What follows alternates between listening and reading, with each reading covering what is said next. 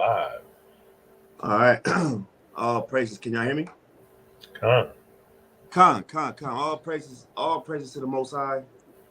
All right. First and foremost, we want to give all praises, glory, and honor to the Most High, and we do so in the name of His only begotten Son. We want to say, call Allah, but now Yahweh, Ba'Shem Mashiach, YAHAWAH'S. This is YAHAWAH'S camp. All right, I'm Captain Ra'am. We got brothers on the stage here. All right, we got Officer Yashawan, Officer Ephraim. All right, we got the soldiers Shapar, Shalat, and Soldier Aniel. Shalom to y'all brothers for joining in on this class tonight. All right. Again, we want to give all praise to the Most High. Thank y'all for joining in. Thank y'all for watching. Please like, subscribe, share the channel, share the lesson, and get this word out, man. All right. Again, I'm Captain Muhammad of YAHAWAH'S Cap. All right. The title of tonight's lesson. Again, the title of tonight's lesson is Elevate Yourself in This Truth, or You Will Be Spewed Out. All right. Again, elevate yourself in this truth, or you will be spewed out. I'm going to say it one more time. Elevate yourself in this truth, or you will be spewed out. Now, tonight's lesson, all right, is not really geared towards the brothers and sisters coming in this truth. All right, it's geared towards the brothers and sisters that's been in this truth for a while. It's more of like a boost, a pick-me-up, a shot of adrenaline, so to speak, while you in this walk.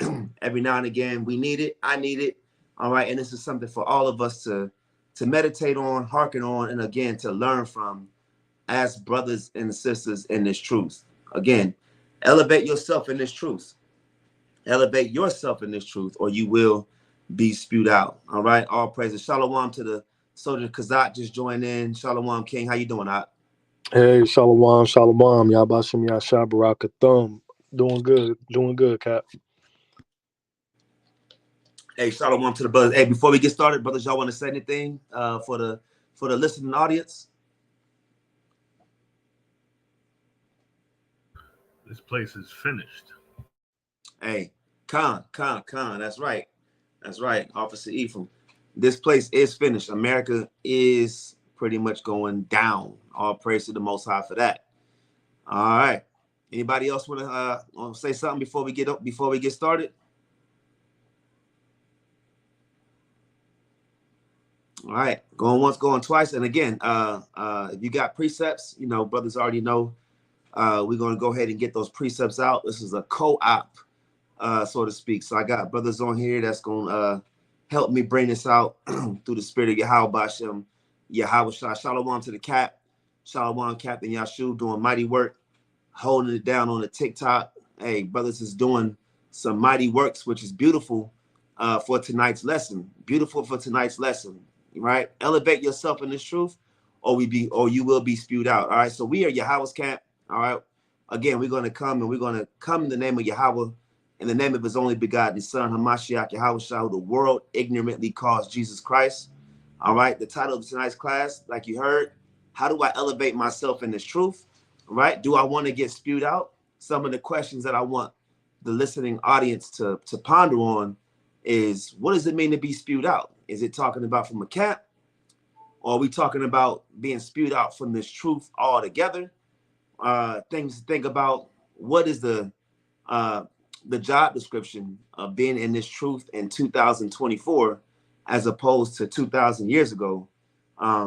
Right? And things like that. So the purpose of tonight's class, all right, is to encourage current practicing Hebrew Israelites, the urgency, all right? We want to stress the urgency of elevating yourselves individually and to evolve, right?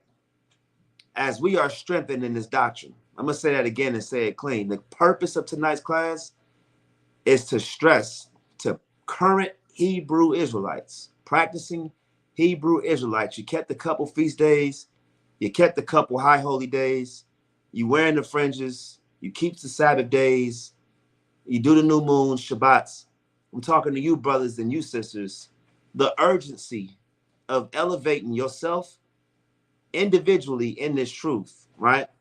And then how as a group of brothers and a group of sisters, as a nation, right, of kings and priests, how we can elevate ourselves and evolve, all right, as we are strengthened in this doctrine, right? So there's three things I want us to consider tonight: doctrine, decorum, all right, and your place or your role in your specific or particular congregation, whether you are a Israelite in a camp, whether you are an Israelite, in a congregation, whatever the case may be. And we're going to expound on that later, all right, through the spirit of YAHAWAH'S.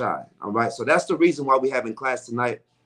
That's one of the things that I want our people to focus on and to ponder on as we go into the precepts, all right? And then, of course, the reason why we're doing all this, right? Because it is a major role. We, as a nation, as brothers, as sisters, we play a major role in speeding up or expediting the process of our liberation, right? And ultimately our salvation.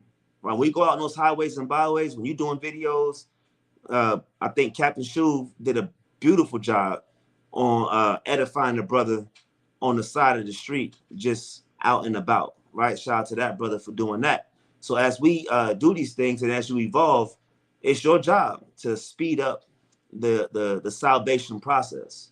All right, that's our role. That is the role of the Israelite today, to express the salvation for the 12 tribes of Israel. And I'm gonna just be honest, simply keeping the laws, statutes, and commandments and the feast days does not, I repeat, does not guarantee endurance, right? Somebody give me Revelation, Aniel, if you could, Baba Kashad, give me Revelation 12 and 4. I mean, Salakia, 12 and 14. Give me Revelation 12 and 14. And I'm going to say it again, all right? Simply just keeping the laws, statutes, and commandments, and then coming to the feast days is not going to guarantee endurance, right? You need endurance for salvation, all right? Read what you got, King. Khan, this is book Revelation, chapter 12, verse 13. 14. Verse 14. Mm-hmm. And to the woman were given 2 wings of My a great... bad. I wrote that down right. Wrong. Salakia, 14 and 12. Just switch it around. Revelation 14, 12. My bad.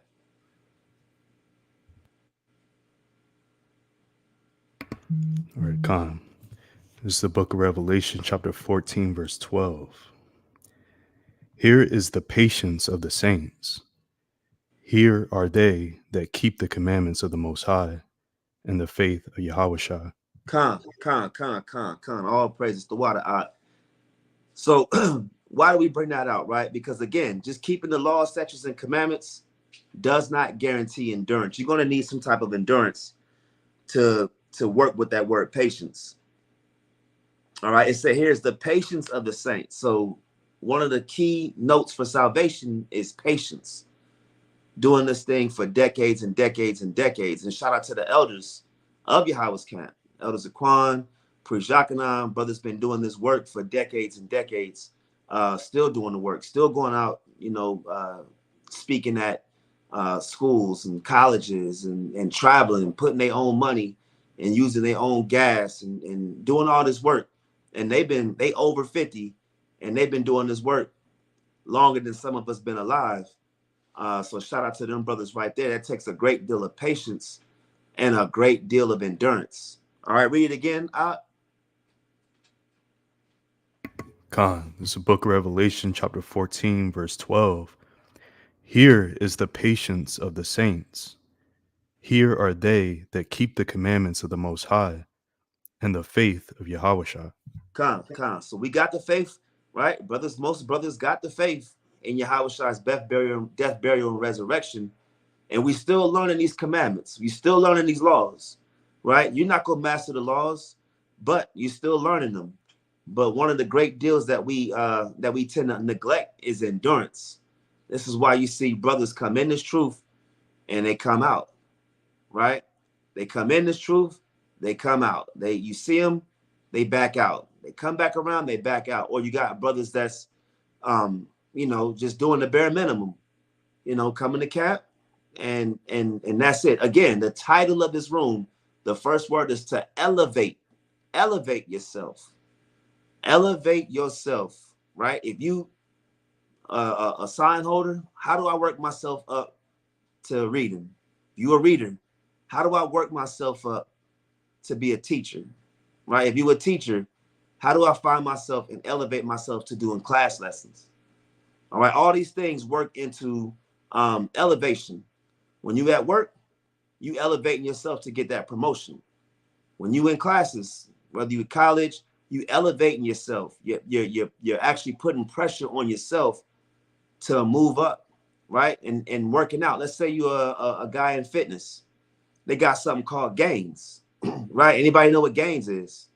Who doesn't know what gain? Are you getting gains? Con. Right? Right. What comes with gains? Hard work, sacrifice, right? Endurance, right? Going in, being consistent, working that muscle, working that. Let's say you want to work that chest, you want to get that bicep to 22 inches. What you doing? You're not running all day. You're doing curls. You're doing things that's specified to your goals. And it's the same thing in this walk. It's the exact same thing in this walk, but how much more glorious in this walk than anything else, right? If you have the mindset of I want to become inside sales, right? If those don't know, I came from a background of sales. So you got different tiers. You got inside sales, then you got a channel sales or field sales, then you go into vice president, president, right? Things like that. So you got different ways you can move up and you can make more. And I'm telling you, in the world of sales, people break their neck to try to get to that top tier level. They step out their comfort zone, right? They step out of their comfort zone to elevate themselves. And then next thing you know, they get where they need to go to and they're able to be successful. Well, the same thing is in this truth. Step out of your comfort zone. You might not look at yourself as a teacher today, but guess what? I guarantee that you got good news for somebody. And we're going to get right into it on what it actually takes. All right. So we encourage the audience, if you're listening, all right, the brothers here, we've talked before this class. We encourage brothers, we encourage sisters to set personal goals in this walk. Set short-term goals. Set yourself long-term goals. Again, if you are a body and you're a member of the body, how can I make myself the best ear, the best nose possible? I'm not satisfied with just being what I've been 2 years ago, right? How do I make myself available to be to move up in the ranks of the Most High? And we're not doing this overall for the cap. The cap benefits from it, but at the same time, you're doing this for the love of the Most High. More importantly than getting that job promotion is getting that crown of righteousness in the book of Second. Matter of fact, Shalat, if you can, King, can you get Second Ezra 2? I just want people to understand what we're working for before we get into this truth. Before we get into the lesson, what are we working for, right? Give me Second Ezra chapter 2, and give me verse 40. Let's start at verse 42, right? Give me Second Ezra 2:42. What are we putting our brick in for? Again, elevate yourself in this truth, in this walk, or you will be spewed out. The Most High is not dealing, YAHAWAH'S is not dealing with people, brothers and sisters, that's dragging their feet. All right, we're gonna break it down through the spirit of the Most High. And again, if you are new into this understanding, all right, just take notes. But again, if you've been in this truth for some time, brothers and sisters, just take heed and challenge yourself on how you can get better. All right, read what you got, King. This is the book of Second Ezra, chapter 2 and 42. Uh-huh. I, Ezra, saw upon the Mount Sion a great people whom I could not number, and they all praised the Lord with songs And in the midst of them there was a young man of a high stature, taller than all the rest. And upon every one of their heads he set crowns, and was more exalted, which I marveled at greatly. Con. So we stop right there, right?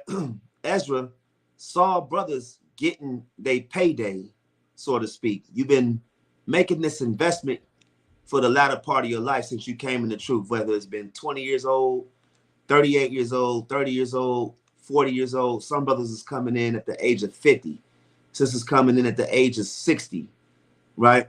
All these people are coming in, but where you put your brick in is going to determine if you qualify for verse 43. Read verse 43 again. Verse 43. Uh-huh. And in the midst of them there was a young man of a high stature, taller than all the rest. And that's And YAHAWAH'S, right? That taller brother that's set in crowns, that's our king. That's our Lord and Savior, Hamashiach YAHAWAH'S, who died on the cross and vouch for brothers on this call, vouch for sisters on this call that's listening in for y'all to get this truth. Right? YAHAWAH'S did this for us.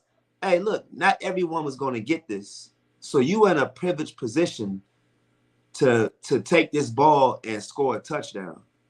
YAHAWAH'S gave you the rock, and now you got to evade a few of the tacklers, but the end zone is for you.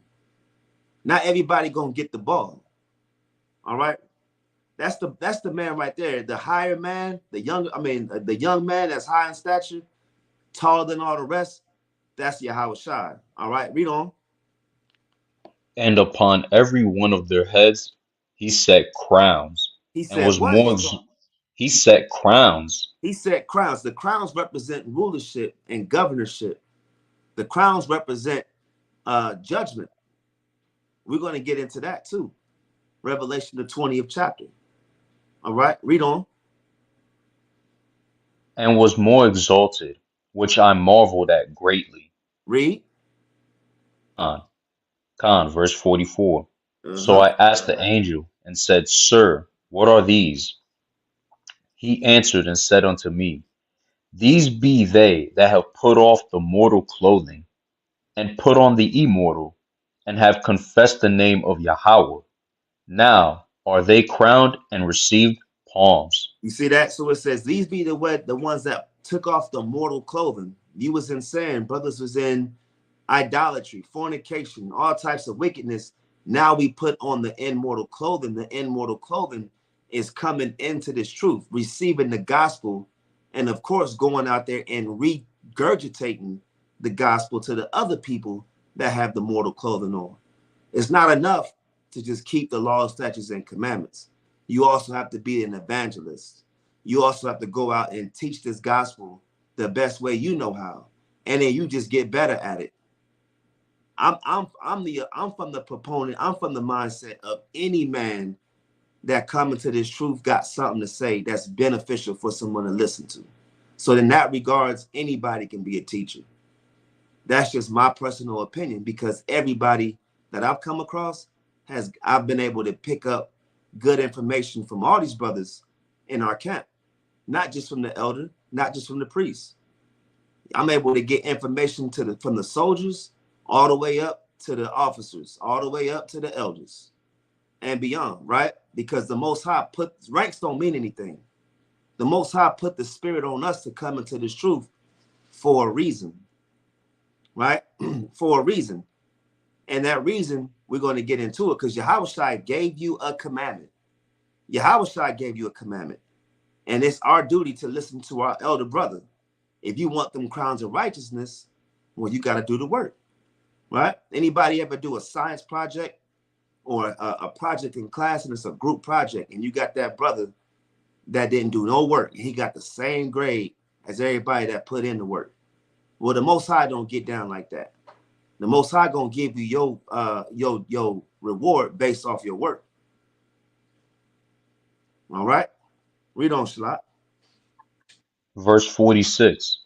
Then said I unto the angel, What young person is it that crowneth them, and giveth them palms in their hands? So he answered and said unto me, It is the Son of God, whom they have confessed in the world. Then began I greatly to commend them that stood so stiffly for the name of the Lord. And that last part is very important. They had to get commendation, a round of applause, kudos, because these brothers, and we hope that we become that prophetic vision that Ezra had. We don't know who it is. We don't know who it's going to be. Our job is to help seal the elect. That's your job in this truth. That's your job in this walk. That's your job as an Israelite man in 2024, as an Israelite sister in 2024, right? Your job is to help seal the elect. You don't, anything less, you might as well be OT only. Because if you OT only, you don't have a gospel, because you don't have a sacrifice to rid you of your sins. So you just going around telling people we Israelites, but they can't come back into the Commonwealth of Israel because they wasn't circumcised on the 8th day, or they missed the Sabbath day, or they became this, that, and the third. Either way, we're able to spread the good news. Brothers understand? Con. All praises, right? All praises. So so we got through that, right? I just want to make sure, again, we encourage the audience to set those short-term goals. Please set those long-term goals. What's some of the long-term? Let me ask the brothers on the stage. What is the long-term goal that we got when we came into this? Salvation. Salvation, right? The kingdom, right? That's the long-term goal. But how do we get there? Hey, Salakia. Hey, you mind if I bring out a precept, Cap? Come on, bring it out, huh? Hey, did you have Matthew 6 and 19 in your lesson? Go ahead, King. Yeah, I ain't want to interrupt, but what you was bringing out was powerful, and it lit a fire in my spirit. But this Matthew chapter 6 and verse 19, it says, "Lay not up for yourselves treasures upon earth." Right, so like the cat was going into, right, the last thing you want to be in this truth is stagnant, right? So in these last days, we got to elevate, like the brother was bringing out. People go harder, for their jobs and for, they worldly life than, the truth, right? You got people putting in overtime, right? They trying to stack up that money to, do whatever they got to do in the world, but you got to elevate in this truth. Right? If you in this truth, there's no way in these last days that you should be giving most of your time and energy to your job and to, this carnal world than you is to this truth and doing this work. Right? So at all times, you should always be meditating on how I can get better in this truth and what else can I do to, to push forth this word. Right? Because if you stagnant, that's an easy way for Satan to tempt you and to sift you out, like the brother saying. Right? That's when Satan go come at you the most, is when you stagnant and you not doing no work. Right? He gonna be like, oh yeah, he ain't doing nothing, he ain't elevating. All right, y'all got him now. He ain't getting stronger in this truth. Right? So you gotta continue to elevate, right? You gotta continue to find more ways to get better in this truth. Right? It says, lay not up for yourselves treasures upon earth, where moth and rust doth corrupt, and where thieves break through and steal. Right? So the Lord we ain't supposed to be focusing on carnal wealth, right? Verse 20, it says, but lay up for yourselves treasures in heaven, right? And how we get those treasures in heaven, right? By putting in this work, right? By elevating this truth, like the brother saying, right? Because like the brother said, they long-term goal is to get the kingdom, right? We ain't worried about the so-called white man money in this world, right? We want everlasting life, right? Ain't no amount of money that can compare to everlasting life and ruling over these other nations, right? It says, where neither moth nor rust doth corrupt, and where thieves do not break through nor steal. For where your treasure is, there will your heart be also. Right? But that was all I had on that. Beautiful. Con. All praises to water, and the brothers 100% correct. Don't stay stagnant. Hey, look, man. If you look at on the worldly side, if you look at some of these the guys and even the women that's good at whatever they do, whether it's entertainment, sports, even some of the smartest people on the earth, they got an extremely hard work ethic, right? They have a hard work ethic. Sometimes they go a day or two, 2 days, 3 days. They don't eat, they don't sleep because they working. And then they get the benefits. Now, of course, it's on the left-hand side, but you just get the idea. And by no way are we telling people to not go to work. We're not telling you to not go hard for your job, to not go hard in the gym or whatever goals you have and desires that you want to do. But what we asking and what we're challenging brothers and sisters is to match that energy with the work of the Most High and getting that crown of righteousness, to getting that long-term goal, which we all agree is the kingdom.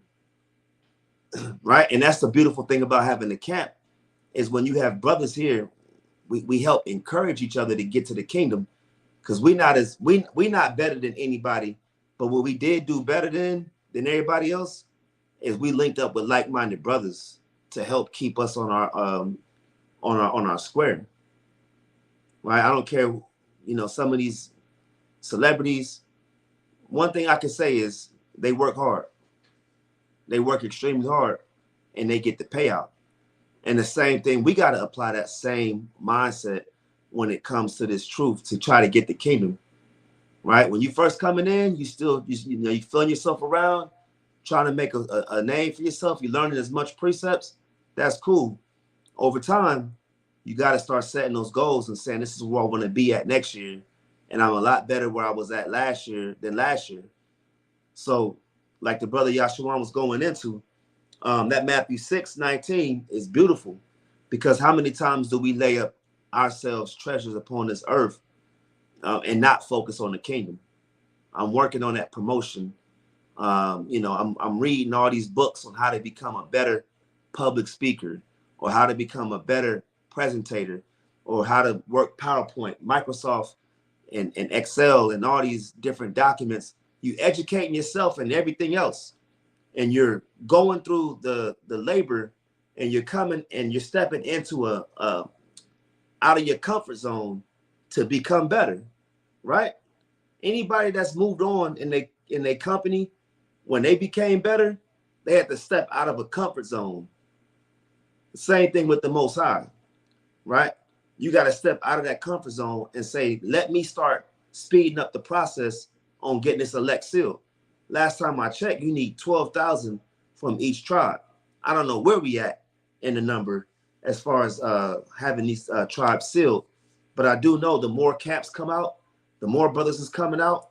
You ain't even got to be teaching right away, but still get yourself in that mindset of did I get better today than I was yesterday? Or did I let another day go by and I didn't do a lesson? I didn't start writing my own lessons and start prepping myself on when I do decide, or when I am able to teach, right? That day's coming for a lot of these brothers. A lot of our brothers on the panel, a lot of these brothers that's coming in this walk, you might have came in this walk a month ago, right? But at the same time, the Most High brought you in for you to be an asset and not a liability. If you a liability, he gonna spew you out. Right? If you're not elevating yourself in this truth, I always say, make it to where the Most High can't fire you. Right? Present yourself or present your truth, your doctrine, and the zeal to where the Most High is like, I really can't fire this brother because he diligent. He learning. He got these classes. He going on these flyer missions. He reading. He writing. Right? All the other stuff that we do to help the camp, that's all side hustles. The main hustle is my voice going to be heard to bring people in? Am I going to be the reason? Can I be the reason to help bring people in? Or am I just going to be okay with holding these signs? Everybody gonna hold the signs, but sometimes you got to graduate and move on and move forward. All right. So I want to get a few definitions. All right. And I want to use the Strong's Concordance. Ephraim, I got a few for us to get.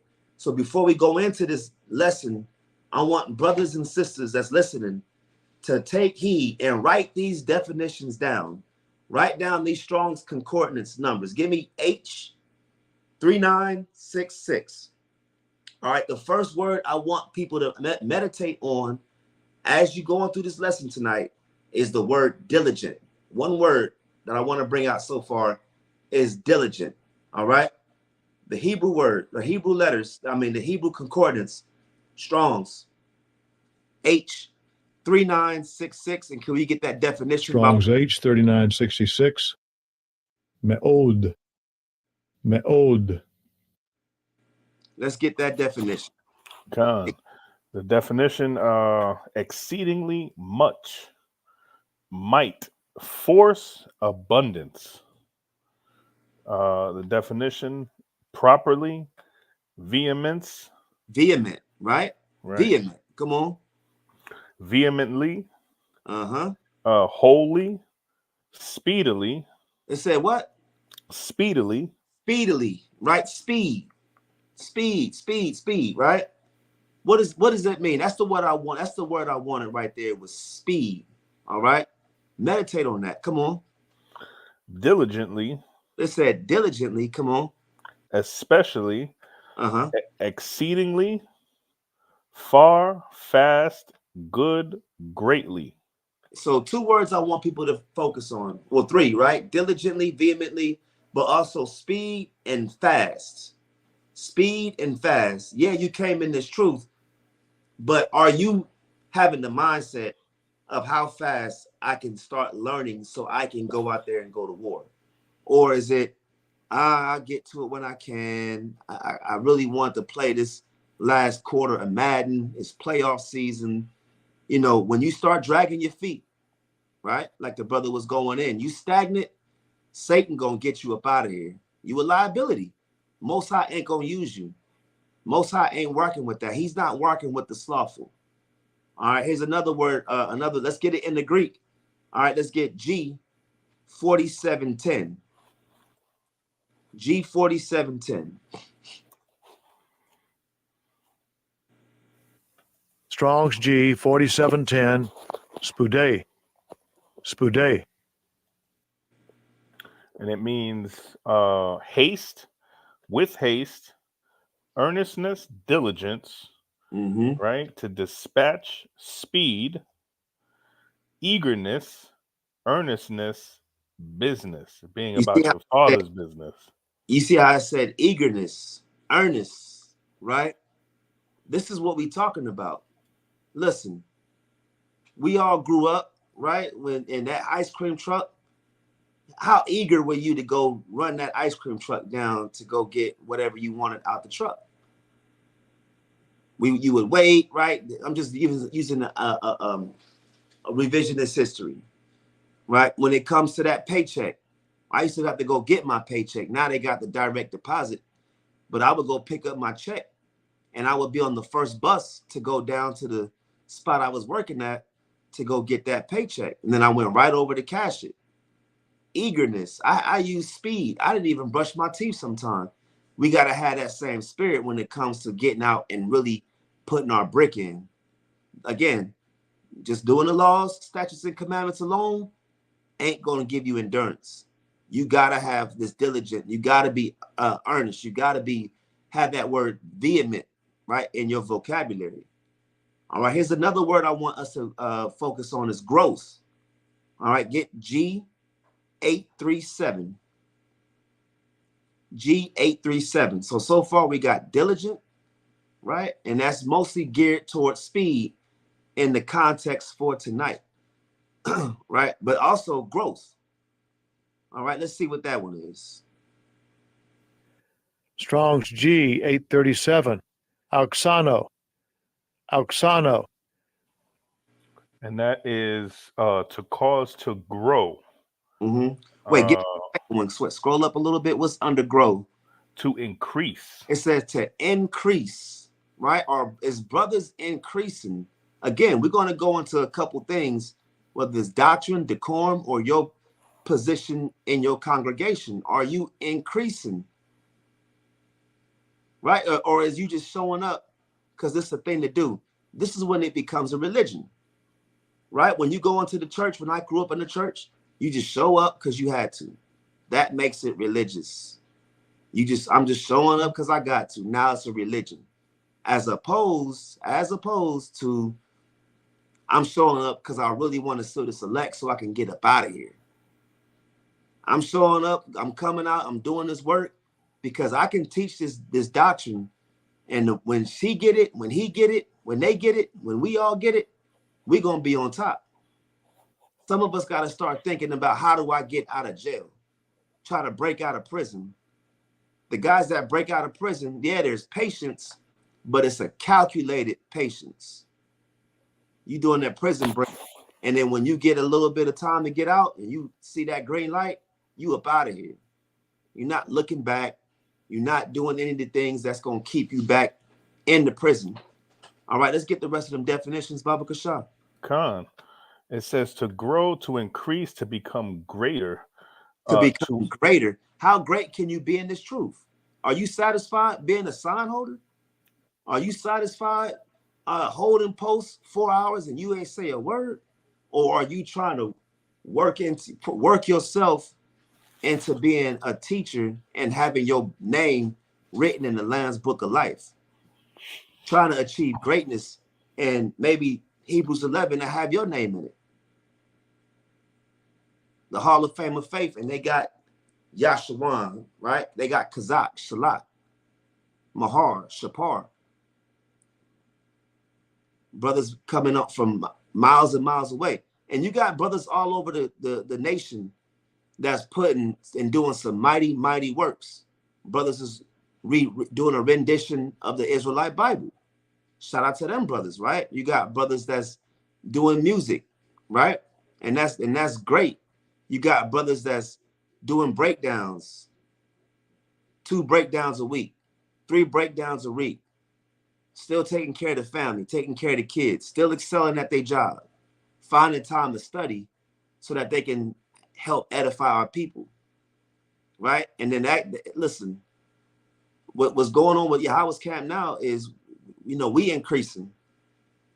We got brothers that's going out to the colleges. We got brothers that's pulling up to brothers with Bibles, right? I'm at my job. I'm speaking to Jehovah's Witnesses and brothers that's not in the church through the Spirit, right? Trying to get the blood off our hands. All right, all praise to the Most High for giving us the Spirit to do that, to give Spirit to have that zeal to go out there and say, the hell with America, the hell with this place. I'm ready to get up out of here by any means necessary. Hey, Salakia. Hey, can I bring out another quick precept? Bring it out, King. Yeah, that's mighty. Did you have 2 Kings 10 and 16? That's all you. Bring it out. Hey, that's a spirit too, because like you were going into that zeal. At the same time, I pulled up this precept.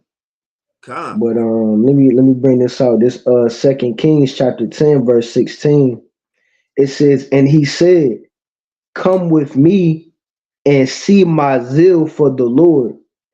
So like the captain was going into, hey, this, in this truth, hey, we really should see your zeal, right?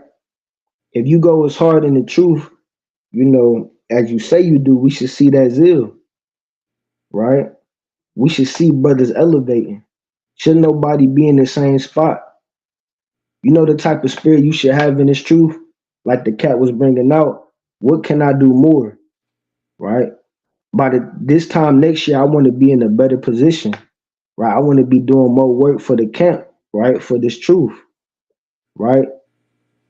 Like the brother said, hey, some brothers, you can see the zeal on them, right? Some brothers be pulling up in public at random places, right?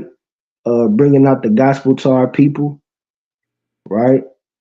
Like the cap said, brothers be pulling up to gas stations, grocery stores, colleges, talking to random people, right? Giving our people the gospel, right? That's the type of spirit that you should have, right? You got brothers traveling over an hour just to come to camp, right? And that's the same thing that the disciples did. They was traveling from different cities to cities, giving our people the truth, right? So if you really about doing this work, we should see that zeal on you. It shouldn't be no question like, damn, what's up with this brother? Dang, it seemed like, he ain't really, trying to do this work, right? People out here doing the bare minimum. That's the last thing you want to do is do the bare minimum, right? You don't do the bare minimum when you go to work for Esau, right? So don't come into this truth and do the bare minimum. Because like the brother said, the Most High don't need you, right? The Most High don't need none of us. Who are we to say, yeah, I'm doing enough? No, you ain't doing nothing. The Most High, he can use you right now and he can move you out the way and then bring somebody in that's 10 times better than you, right? So I'm going to read that again. It says, and he said, come with me and see my zeal for the Lord, right? So we got to see that zeal, right? If you in this truth and you doing this work, we should see that zeal on you. We should see that spirit on you, right? But that was all I had on that. Come. All praise. Yeah, that zeal. And that zeal is infectious, right? That zeal get one. Look, again, can't give the brother Shub enough credit. But that video that brother did, he been on fire the last couple days on that TikTok, right? And when I look at that, I'm like, I'm ready to go to camp. I'm ready to go out there and do more work, right? We trying to outwork each other, right? We trying to outwork each other. The water to the sister that said that, right? We're trying to outwork each other, and we got something for the sisters too, right? Because y'all can do work as well, and we're going to get into that. All right, so we got that word. All right, so let's get another word. I want to get H6101. That word is slothful. All right, I want to get a couple words for slothful. And again, I just want us to just meditate on these words and just write them down, study them, find the precepts to go with those, and just study these words and study what's going on. Get the context, because this is very important so you don't get sifted out. All right, let's get that one, 6101. Time.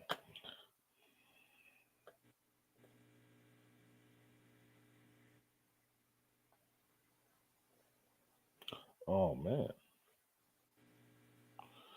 this thing is on mute or something.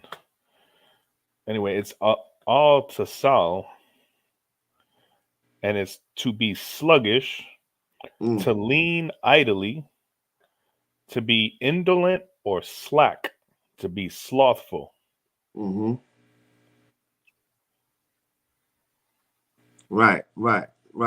That, yeah, exactly, right. So what I wanted to harping on was that word slack or sluggish, taking your time, right? Dragging your feet. Yeah, I'm an Israelite and I go to the feast that, but I'm still learning the doctrine, and it's been 15 years. I'm still trying to learn, and it's been 5 years. Hell, it's been 1 year, and I'm still, we're going to learn. Elder Zaquan is still learning. You don't think Elder Zaquan ain't finding something new? You don't think Priest Yakanan is finding something new? So these brothers has been in this truth longer than us. You can't use that as an excuse. At a certain point, you're going to have to. I'm still learning. We still learning. But as you learn, you get better. And the best way that you really learn and stick is going out and using it and talking to people about it. If you keep burying what you got, hey, it's going to get given to another brother. I guarantee you that. YAHAWAH'S said that. All right. So that was 6101. Let's get 7423. H7. You got a definition real quick, Ephraim? I see you got for sluggish is slow moving or inactive, lacking energy or alertness, slow to respond or make progress. It said lacking alertness, some of our brothers in this walk ain't alert. And then you listen, when you fall out the truth, I don't know what it is like, but I can imagine you don't see it coming. You just wake up and you like, damn, how did I end up here? And I got Newports on the side of the bed. I got Black and Milds. I'm back. You got bacon hanging out of your mouth. You see what I'm saying? And it's the Sabbath. You like, dang, how did I end up here? I haven't seen no shirt with fringes in a long time. You don't see that expel, right? You're expelled. You don't see that coming. Maybe you do. I don't know. But if you're not alert, it's gonna creep up on you. And next thing you know, hey man, you out this walk. And it's hard to come back once you fall out. Most High said, I'm gonna send legion on you, 7 spirits more. Now you a scoffer. Right? Now you going around saying, I used to be a Hebrew Israelite. It's one of the craziest things. The dumbest things I heard is I used to be a Hebrew Israelite. How you used to be Chinese? How you used to be Korean? You still Korean. You still an Israelite. All right, so let's get 74:23. Hey, Salakia, Cap, can I bring out this precept right quick? Bring it out, Up. Right, so going on to the slugger topic, man. I get this precept. This is Proverbs 6:6. You ain't got that on the lesson, do you? You said Proverbs. Who's that? Proverbs 6:6. I got some Proverbs, but nah, you got it, King. Go ahead. So this was going on to that slugger topic. Proverbs 6:6. It says, "Go to the ant, thou sluggard, consider her ways and be wise."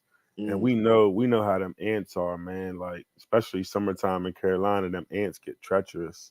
But it says, "Go to the ants, thou sluggard, consider her ways and be wise, which having no guide, overseer, or ruler, provideth her meat in the summer and gather her food in the harvest." And just going off of the animal kingdom, them ants, man, they're a motivated animal, because like the precept was saying, they pretty much go into hiding during the winter, but during the summer, you get ant piles in your yard. That's constantly an animal that just goes hard and hard and hard for its job. You know what I'm saying? It's constantly working, and it's metaphoric for this work and this truth, man. Constantly going hard for it, constantly pushing yourself. Like Yahshua was talking earlier, man. You don't constantly push yourself, constantly try to stay in the spirit and put that whole armor on, man. It's easier for temptation and things of that nature to get through you. So just like you were saying, man, that whole sluggard spirit, like you got, like the scripture says, consider the ant. You know what I mean? That's a powerful insect that just goes hard for what it has to do. So yeah, like you were saying, powerful lesson. We just got to stay built up in this thing and just kind of strive and continue on to get stronger and get wiser, man. And like you were saying earlier about the whole sports analogy, man, it made me think about Kobe. You know what I mean? As hard as that brother trained, and you see what he was, and like you said, of course, that's on the left-hand side in sports and entertainment, but the brother trained like Michael Jordan, any of the greats in sports. If you want anything and you want to strive in anything, you got to continue to push and try to be great in this thing. But that's all I got. Khan. All praises. So let's get that last one, and we're gonna go into some precepts. We got more precepts for brothers to write down. And I will just say, so let's get that 74:23. And then if y'all listening at home, write down H6102, H7503. All right. G3636, G3576. All right. These are all words that go into slothful or sluggard. And just look at the spirit behind it. A lot of those definitions that you see in the word slothful or sluggard really has a lot of ill will and negative intent behind it. So a lot of times when you look at it, depending on the analogy or the precept or the context of that precept, there's a bit of a evil intent when you're slothful as well. And that's why I said, when we have that mindset of I'm trying to hurry up and get the hell out of here, that's what we got to have, that sense of urgency, right? So let's get this last one, and then we're going to go we're going to go more into the lesson. All right, that word is, I can't see, hold on. Man, all of a sudden now it doesn't want to say the words.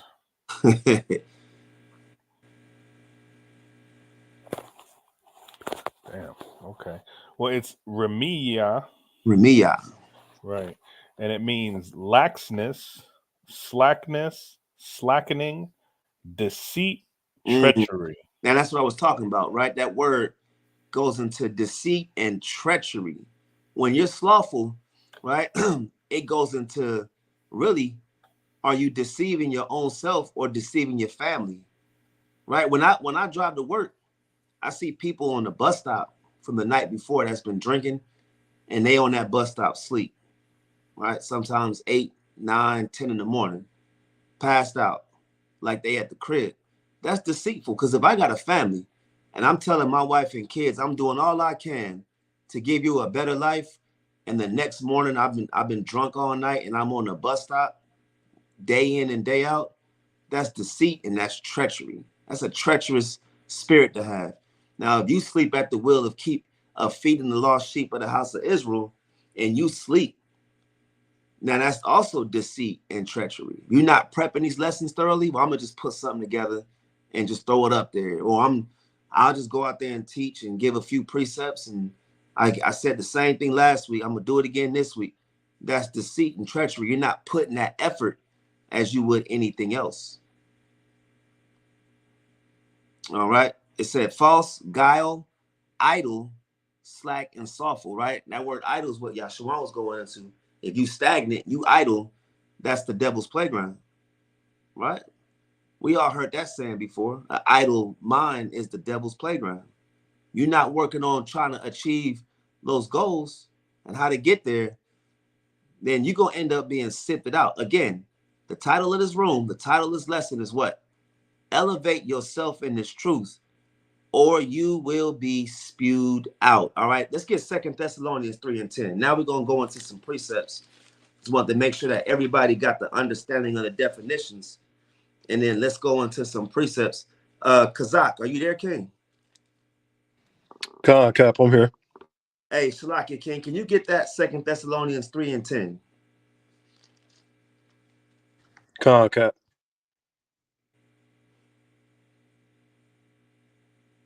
All right. Bring it out when you're ready, all right? And Shapar, can you get Proverbs chapter 12, verse 26? And Shalak, can you get Proverbs 10, 26? Baba Kashab. I got that 2 Thessalonians, Cap. Come, bring it up. Come. 2 Thessalonians chapter 3 and verse 10. It says, for even when we were with you, this we commanded you, that if any would not work, neither should he eat. So stop right there. Aniel, give me Genesis 3:19. Kazak, read it one more time. Come. 2 Thessalonians 3 and verse 10. For even when we were with you, this we commanded you, that if any would not work, neither should he eat. Read on. Verse 11. For we hear that there are some which walk among you disorderly, working not at all, but are busybodies. So that's what we was going into earlier, right? If you idle, Satan gonna enter you, right? It says, for we hear that there are some which walk among you. Now, Paul was writing this letter to his church in Thessalonica. So apparently you had brothers that was stirring up trouble, not doing any work. They were using deceit and treachery and not putting a brick in, spreading rumors, spreading lies, gossiping, out of whack, right? But remember, the first part said, for even when we were with you, this we commanded you, that if any would not work, neither should he eat. Now, Shapar, you brought out a good point earlier when you were saying how the ant has to work for his food. What was the curse that the Most High gave Adam? If anybody remember, By the sweat of his brow. he have to work by the sweat of his brow. Aniel, can you get that, Baba Kashab? Khan, this book of Genesis, chapter 3, verses 19. Come on. In the sweat of thy face thou shalt eat bread, till thou return into the ground. For out of it wast thou taken, for dust thou art, and into dust thou shalt return. You see that? So the work has always been in our existence as men, right? As men, our job is to work. That's why the Most High gave us a strong back, muscles, endurance. These are all built. These are all made for us to labor, whether it's in the field. We have that strong mental fortitude, right? So we can do certain things and not crack, right? To be a man, you have to not crack under that pressure, and you still got to go up, whether it's raining, whether it's snowing, and you still got to till the ground. You still got to go do that work, right? Now, things have changed, right? Life has changed. So work ain't as physically as it used to be, but you get what I'm saying. And that was the what you would say the curse that Adam had. Now Eve had her curse too, right? But Adam's curse was to work, right? Let's get Exodus 18 and 20. I want to get a definition of work real quick, and then Kazak, go ahead and finish 2 Thessalonians 12 and read down to 13, King. Khan is 2 Thessalonians chapter 3 and verse 12. Mm-hmm. It says, now them that are such, we command and exhort by our Anawan YAHAWAH'S Hamashiach, that with quietness they work and eat their own bread. Read. Verse 13, but ye, brethren, be not weary in well-doing. He says, be not weary. Don't get weak in doing well. Don't go backwards. Don't regress. You want to progress, right? This truth is for you to progress and to grow and to get that increase, not so much to decrease. All right. This is Exodus 18 and 20. It says, and thou shalt teach them ordinances and laws, and shall show them the way wherein they must walk and the work that they must do. Now, the context is that Moses appointed judges to judge small matters amongst the congregation. And their job was to judge small matters and to show the people the work that they must do. Right? And that's the same thing that we doing when we go out there. You at the bank, hey, you see somebody that's worth talking to, that's an Israelite, and they see your fringes or they see your walk. And who was I speaking to one time? We was on Glenwood, and it might have been one of the brothers. And I said, we get a different vibe, a different look in our fringes. People look at us and they give us respect and they give us reverence, and there's something spiritual behind it, right? Because they see the spirit on us. And when we walking down the street, I was in Walmart, a lady was pointing to her daughter about my fringes, and I saw her in the mirror.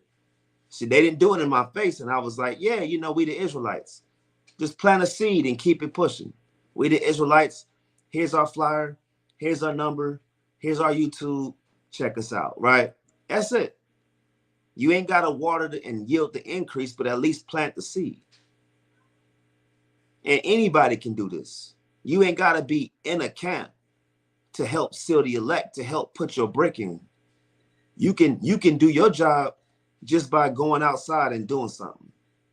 You can be driving and you see a brother reading the Bible and you pull up on him and you give him that wisdom, give him that increase. Right? We the angels in this world, because angel just means messenger. So we are God's messengers. We are the ones that's, like I said, Yahweh gave you the ball. to run into the end zone. Right? And that's what's going to happen, man. And that's what we got to look forward to.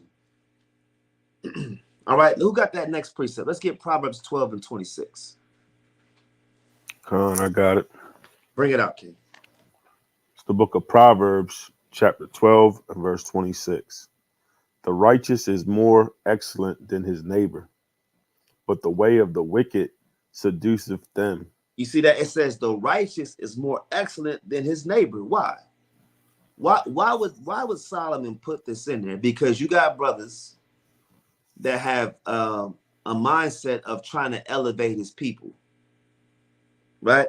You got brothers and his mindset is, I'm trying to help this sister, I'm trying to help this brother become better. Read on. Verse 27. The slothful man roasteth not that which he took in hunting, but the substance of a diligent man is precious. Come on. In the way of righteousness is life, and in the pathway thereof there is no death. You see that? So the understanding of what it means to be slothful and the calamity of being lazy, the calamity of putting your feet up as if you already in the kingdom. You got brothers that's saying, right now, I'm already feeling like I'm in the kingdom and I'm going to have 4 or 5 slaves. No, 400 or 500 slaves. They counting their slaves. They counting concubines. They counting ribs. They counting all these things. But are they doing their work to actually get in, or are they going to get spewed out in the 4th quarter? That's the last thing you want, is to fall out this truth in the 4th quarter. But it's going to happen because they took their eye off the ball and they start putting the cart before the horse. Hey, Salaki, Cap. Can I wait, or can I bring out a precept real quick? Okay, bring it up. This is 1 Corinthians 9 and 24. It says, know ye not that they which run in a race run all, but one receiveth the prize? So run that ye may obtain. And every man that striveth for the mastery is temperate in all things. Now they do it to obtain a corruptible crown, but we an incorruptible. So basically, just kind of going into what you're going into, it's like, why are you doing this? Are you doing this to really gain the kingdom? Or are you doing this just to, throw condemnation at people? The main thing is waking up the lost sheep and getting this crown and getting this kingdom. But you gotta, it's a work. And you gotta endure to the end. Gotta run that race. That's right. That's right. That's right. All praises. All praises. Shalom, go ahead and get that. And Proverbs 10:26. And let's see. Who else we got? Aniel, can you get Proverbs 24 and 30? Con. All right, let's get Proverbs 10:26. Come. This is the book of Proverbs, chapter 10, verse 26. As vinegar to the teeth and as smoke to the eyes, so is the sluggard to them that send him. You see that? So it says vinegar to the teeth and smoke to the eyes. You ever have smoke in your eyes? It's irritating, right? It burn. It burns. It's annoying. That's how the Most High feels about the sluggard. Like, dang, he gonna sleep through camp again, right? That's the Most High. Oh, he just gonna let another day go by. He just not gonna read. He not gonna study. Really, that's the Most High. He looking at you, right? He looking at all of us. Oh man, he just gonna go ahead and he going right back into the world. Look at him. And look, this is very important right around High Holy Day and feast days. Because, right around High Holy Day is what they call sifting season, especially during the Passover. Bug out season, sifting season, never fails. Right? The Most High got that like clockwork. And as brothers, that's why it's important to be in the camp, because you got to elevate yourself in this truth, or what? You will be spewed out. All right? So let's get that Proverbs 24:30. All right, let's get that Proverbs 24 and 30 real quick. Through the Spirit. Bring it out, King. God. This book about Proverbs chapter 24, verse 30. Uh-huh. I went by the field of the slothful, and by the vineyard of the man void of understanding. Verse 31, and lo, it was grown over with thorns and nettles, and covered the face thereof, and the stone wall thereof was broken down. So the slothful, right, is not able to upkeep his own residence, his own place. You ever see somebody that got a dirty crib, right? They just, every time, I mean, once or twice you come catch me slipping, you may see, you know, a blanket here or something like that. I'm talking about every time you come over that brother's crib, he got bowls under the bed that's got fuzz on it.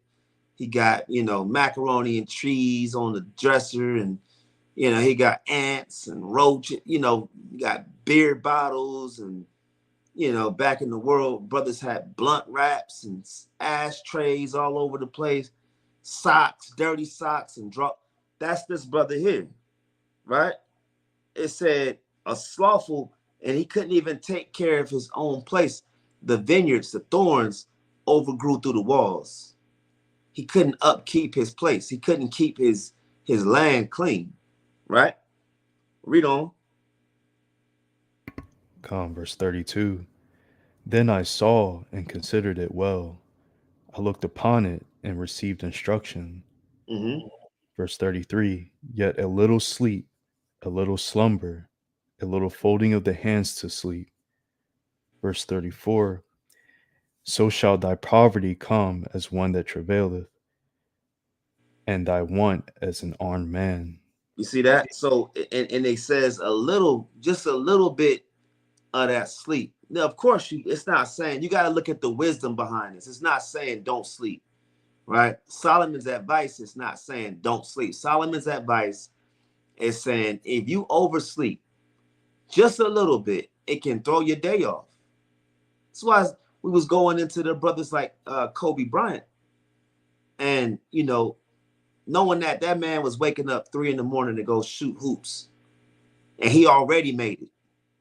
Think about that. He already is Kobe, and he going up early in the morning to go shoot, to go practice and work on his craft. And you got some brothers, they got all the talent, and they not in the league anymore. The league will spit you out if you don't elevate your game.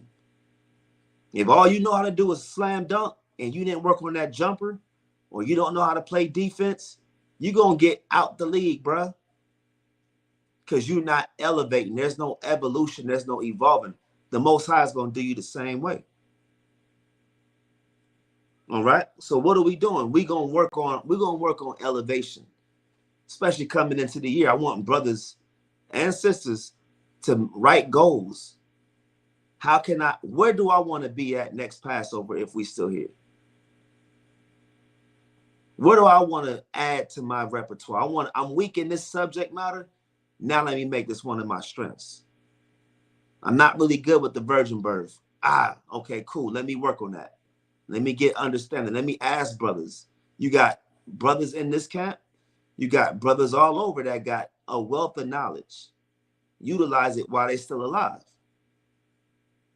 All right, let's where we at? Let's get I'm gonna read this Proverbs 12:24 for the sake of time, because I want to get into some more precepts. This is Proverbs 12:24. It says, the hand of the diligent shall bear rule, but the slothful shall be under tribute. Right? I'm gonna read it again. Kazak, can you get Proverbs 10:4, Baba Kashar? And this is Proverbs 20, Salakia, this is Proverbs 12:24. It says, the hand of the diligent shall bear rule. We just talked about that word for diligent. So if you're working hard, you're going to bear rule. You're going to have rulership. You're going to have ownership. You're going to be a boss, right? But the slothful shall be under tribute. You're going to be the ones, if you slothful, you're going to be the ones that's always out in the field complaining, working. because of that lazy spirit that we trying to get off our brothers and the sisters. There's a lazy spirit that we have, and we just trying to just vex that out.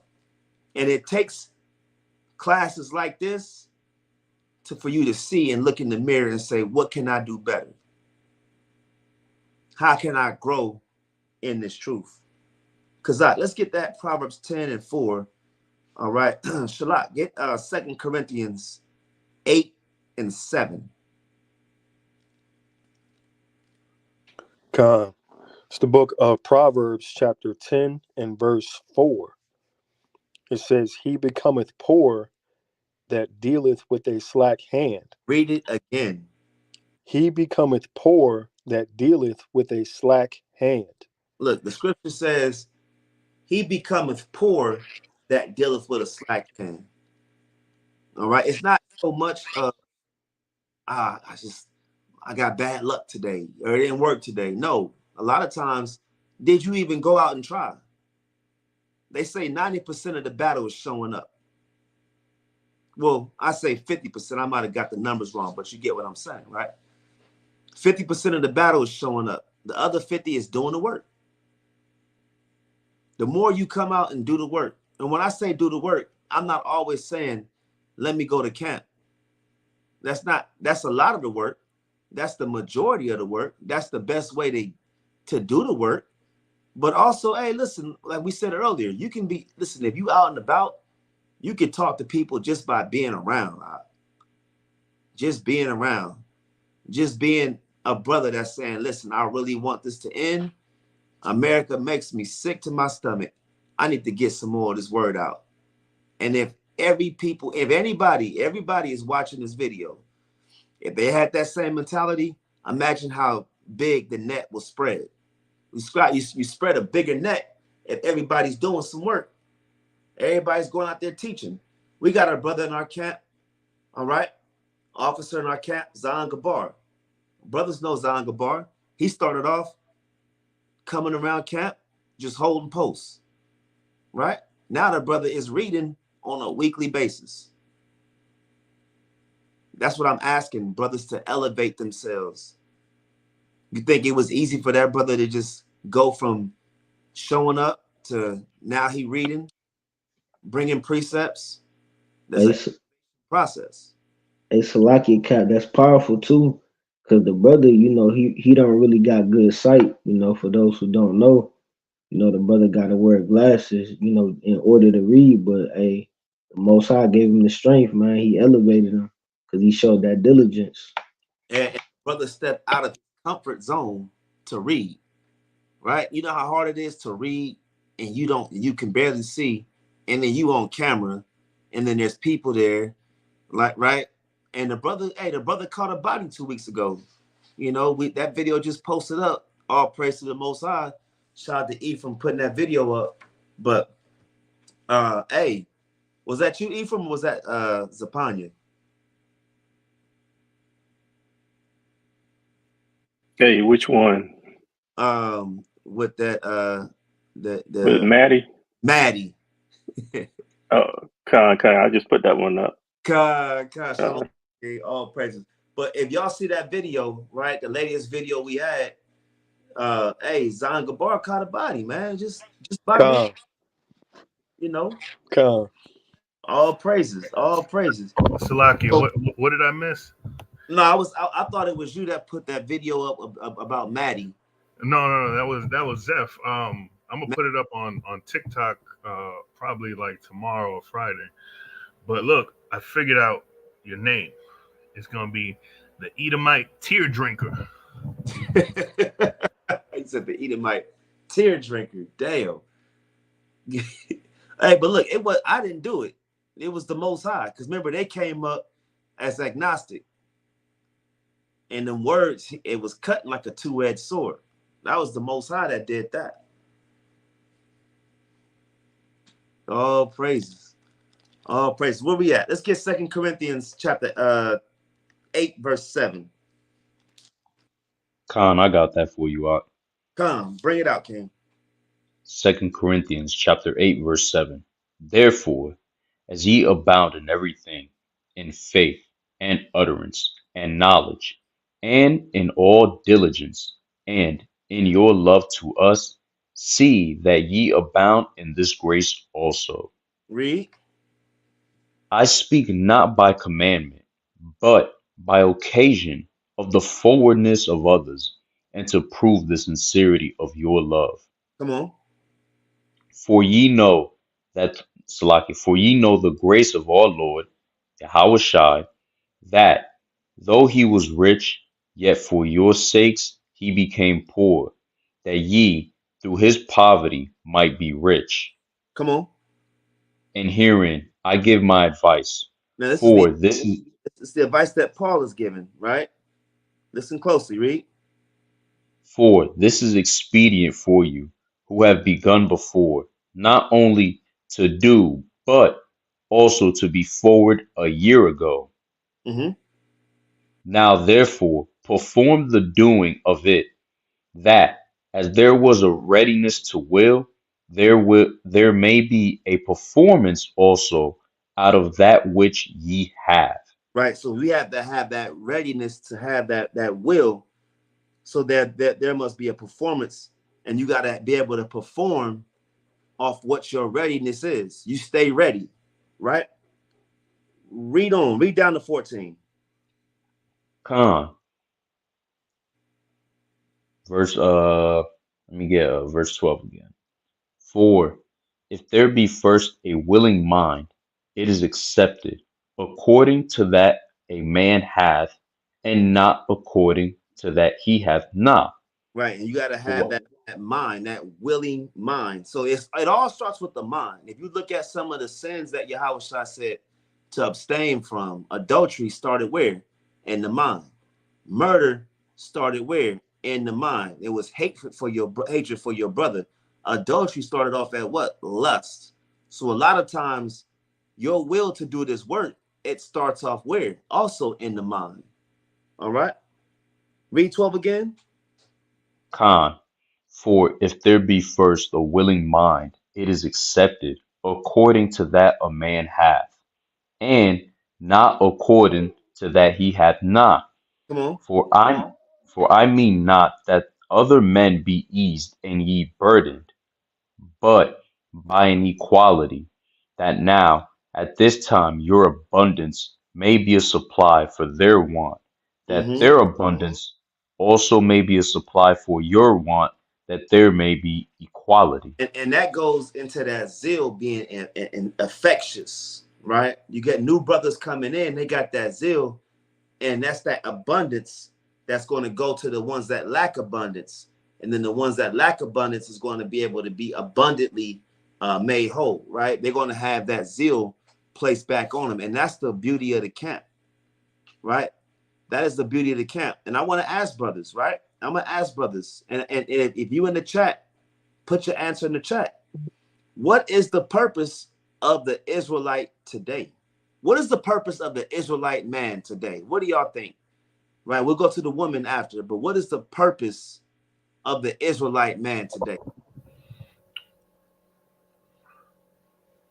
Hey, Salaki, I think that the purpose of the Israelite man is to, first and foremost, do the will of the Most High, right? Let's keep those laws, statutes, and commandments. And then secondly, once you got a good grip on that, then now it's time to wake up the same people, right, that you used to be. Right. Right. And that's a part of that reasonable labor. That's a part of making your body that living sacrifice. Right? I wanted to bring out a quick precept if you don't mind. Okay. Hey, it's the old school, the book of Psalms, chapter 119, verse 60. Better yet, we'll go to 59. It says, I thought on my ways. Now, these ways that it's talking about, obviously, are your old ways. You're eating pork, your fornication, your adultery, all the stuff that we used to do, right? I thought on my ways and turned my feet unto thy testimonies, because the Most High doesn't like that stuff. And Right. You would only find that out if you go to the Old Testament and read his laws, right? And this is the kicker. I made haste, right? I didn't sit on the couch and wait to be told that I have to go out there and and he woke me up. So now, I just want to sit here with my gift. No, now it's time for you to go out and start waking up the other sheep so that we can get up out of this place. All right. I made haste and delayed not to keep thy commandments. Come. Yeah, that's all I had. Hey, but remember, we started off this the definition part. Diligent was what? A lot of it was the word speed behind it. I made haste. I'm making haste. Right. So look, if you can, go ahead and just get Matthew 22. Unless real quick, anybody else want to add into it real quick?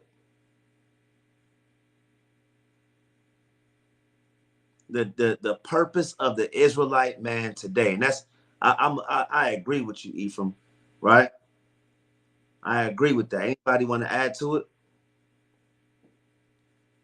If not, okay, let's get Ephraim. Can you go ahead and get Matthew 22 and start at verse 9? Hey, Salaki, I have a precept, Hawk. Come.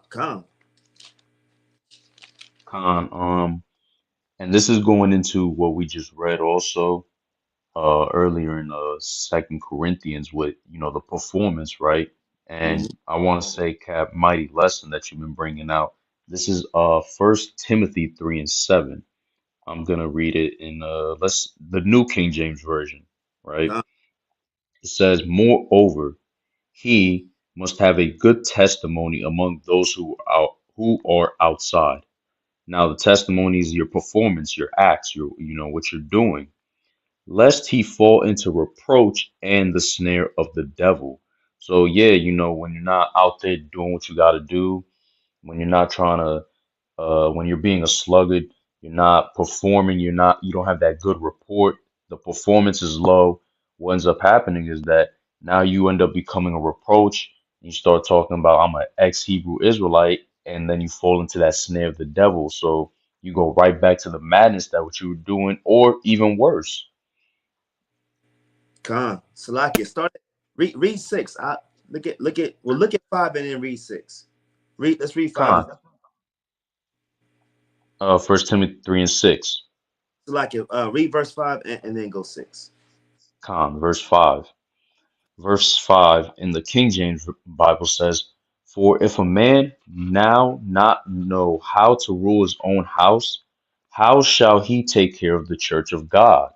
That's the question, right? If a man can't rule his own house, now we read in Proverbs how the lawn and the whole landscape was all jacked up because of the slothful or the sluggard. Look at verse 6. Verse 6, "Not a novice, lest being lifted up with pride, he fall into the condemnation of the devil." Right. And when you look at that novice, right? I'm just doing this for a little while. And then, 2 years later, I'm out. I'm doing something else. Now I'm a 5%er. Now I'm into comedic science. So now I'm into all these different Nubianism or Pan-Africanism. I'm trying to find my way. And you was a novice in this truth the whole time, trying to teach the words of the Most High, trying to teach the Bible. And if you're not sincere in this thing, it's going to show. If you're not really rooted in this walk, and if you're not sincere about sealing the elect, it's going to show. Most High is going to spew you out. We see it all the time. Just if you want to hear the horror stories, just know the truth, be in the truth for a while, and you see people that just fall out for whatever reason. It's sad, but because they're a novice. They're not really trying to do this. That's why, again, you got to give brothers that's been in this truth for some years, you got to give them a round of applause, because this ain't easy. It ain't easy. Everybody laughing at you because you don't keep the feast days that they keep, right? You're not going out. Your buddy's looking at you different, right? All these different things. But we got to stand so stiffly to get that crown of righteousness. All right, where we at? Let's get Matthew 22 and 9. Shapar, can you get me Leviticus 19 and 7? And then Zephaniah Baba Kashah, can you get Matthew 10 and 6? And we're just going to knock these down. We're going to get the purpose of the Israelite man in these next few precepts. All right, go ahead and bring it out. Khan. The book of Matthew, chapter 22 and verse 9. Can I start at 8? Khan. Verse 8. Then saith he to his servants, the wedding is ready, but they which were bidden were not worthy. Go ye therefore into the highways, and as many as ye shall find, bid to the marriage. And that is a commandment from YAHAWAH'S, the Son of God, right? He said, go out into the highways and bid to the marriage. We got a wedding to go to. Brothers getting their tuxedos on. They getting their shiny shoes. Brothers is, lotioning up their ankles and trying to put that smell good on, right?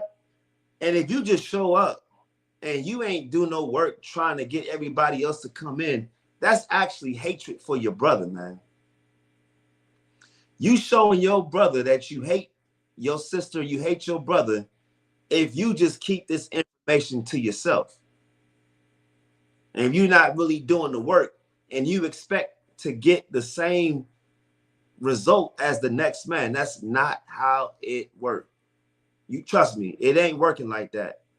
The Most High said, I'm going to elevate you, or elevate yourself in this truth, or I'm going to spit you out. The Most High ain't got time for people that's not helping bid to the marriage. Watch what happens. Read on, King. Khan. It says, go ye therefore into the highways, and as many as ye shall find, bid to the marriage. Mm-hmm. So those servants went out into the highways and gathered together all as many as they found. So is that YAHAWAH'S telling you to go to camp? Khan. Like to me. He telling you to go on the highways and bid to the marriage. YAHAWAH'S telling you to show up to camp. Come on, read on. Khan. And that's a powerful point, because it's telling you to go out into the highways, right? And whoever that you can find, right? Even if you're, like you said earlier, even if you're at a store, even if you're at, Blockbuster Video, and they don't have those anymore, but wherever you're at, like, talk to people, right? Give them cards, plant that seed, just like you said. Salakia, but both bad and good, and the wedding was furnished with guests. Come on. And when the king came in to see the guests, he saw there a man which had not on a wedding garment. So this brother, for whatever reason, decided to show up without the proper attire, meaning he didn't do what YAHAWAH'S told him to do. Read. He showed up in a wife beater with shorts. He showed up with a white and some flip-flops with socks. And when the king came in to see the guest, he saw there was a man which had not on a wedding garment. Uh-huh. And he saith unto him, Friend, how camest thou in hither not having a wedding garment? And he was speechless. This man was confounded. He thought all he can do was just keep the commandments and go to the feast days and do all the necessary things. He thought that was enough, right? But he forgot one thing. He forgot to rebuke his brother and help bid to the marriage. Let's get the fate of that brother. Read on. Come on. It says, verse 13, then said the king to the servants, bind him hand and foot and take him away and cast him into outer darkness. Come on. There shall be weeping and gnashing of teeth. Come on. For many are called, but few are chosen. Oh, praises, right? And that's the spirit, because that's been your verse, Ephraim, for the last week. Many, but few are chosen. Hey, you got to put this brick in somehow. Say, hey, even if you're sitting behind the desk, like, do something. You know what I mean? Like, there's always something for us to do, right? And like you said, if you're not sure of what to do, or if you're unsure of the things on how to go about it, ask somebody, right? A closed mouth don't get fed. Come. So, that's beautiful. A closed mouth don't get fed. And that's that novice. That's that novice spirit. I'm just passing through. and we see them. You know, we see them come and go, right? But brothers here, we've been doing this work for some time, and that's been a beautiful thing, right? So that's one. Hey, shalom, Cap. Shalom, Cap. Yahabashim Yahshua Barakatah. Hey, shalom, Akim. Hey, Shalom, Yahabashim Cap. Yahshua Barakatah. Hey, Shalom, cut Yahweh Bashim Shabakatah. Hey, all praises, all praises. Hey, mighty lesson. All you brothers is putting together right here, man. And Cap, mighty lesson. You know, this is good work right here. If I could just throw a couple in real quick. Baruch Shah. Hey, I'm going off for Yahshua's point in Matthew's the 6th chapter, right? I was reading that just the other night, right? So verse 21, where it says, "For where your treasure is, there will your heart be also." Going back into the commandments, right? Going back into doing this work, you know, going back, you know, and going on the highways and the byways like that scripture uses going into, right? And that question you ask, you know, is what should we be doing as an Israelite, right? What is the main goal of your walk, you know, and the purpose of you coming into this, right? And this is the book of Sirach, the book of Sirach, chapter 51 and verse 21. It says, "My heart was troubled in seeking her. Therefore have I gotten a good possession. Yahweh have given me a tongue for my reward, and I will praise him therewith." Right? Verse 23. "Draw near unto me, ye unlearned." Right? So if you unlearn and you don't understand the Most High's word, right? In the wisdom of the ancients, right? In the prophets, you gotta draw into the those that have understanding, right? You know, how can you understand unless some man shall show you, right? The Most High gave his testimony unto men, and it says, "And dwell in the house of learning," right? That's why it's important to keep your foot, you know, to be quiet and to listen to the wisdom. You know what I'm saying? Don't be so swift and so quick to speak all the time. You know what I mean? We gotta come back to listening to brothers break down, to getting understanding when you see a skillful man breaking down the words of Yahweh Yahawashi, like the brother is going into with this lesson right here, right? So when you go back to that precept that Mahar had brought out in Psalms 19, if you could just put that up real quick, right? Because we was going into being diligent, right? So the book of Psalms 119 in verse 4 says, "Thou hast commanded us to keep thy precepts diligently," right? And that's what that act is, right? That speed act of understanding the precepts, the commandments, the milk, right? That's what's going to keep you diligent. Understanding the curses that was put upon our people for breaking the law, statutes, and commandments, right? For going away from the word, right? And it says,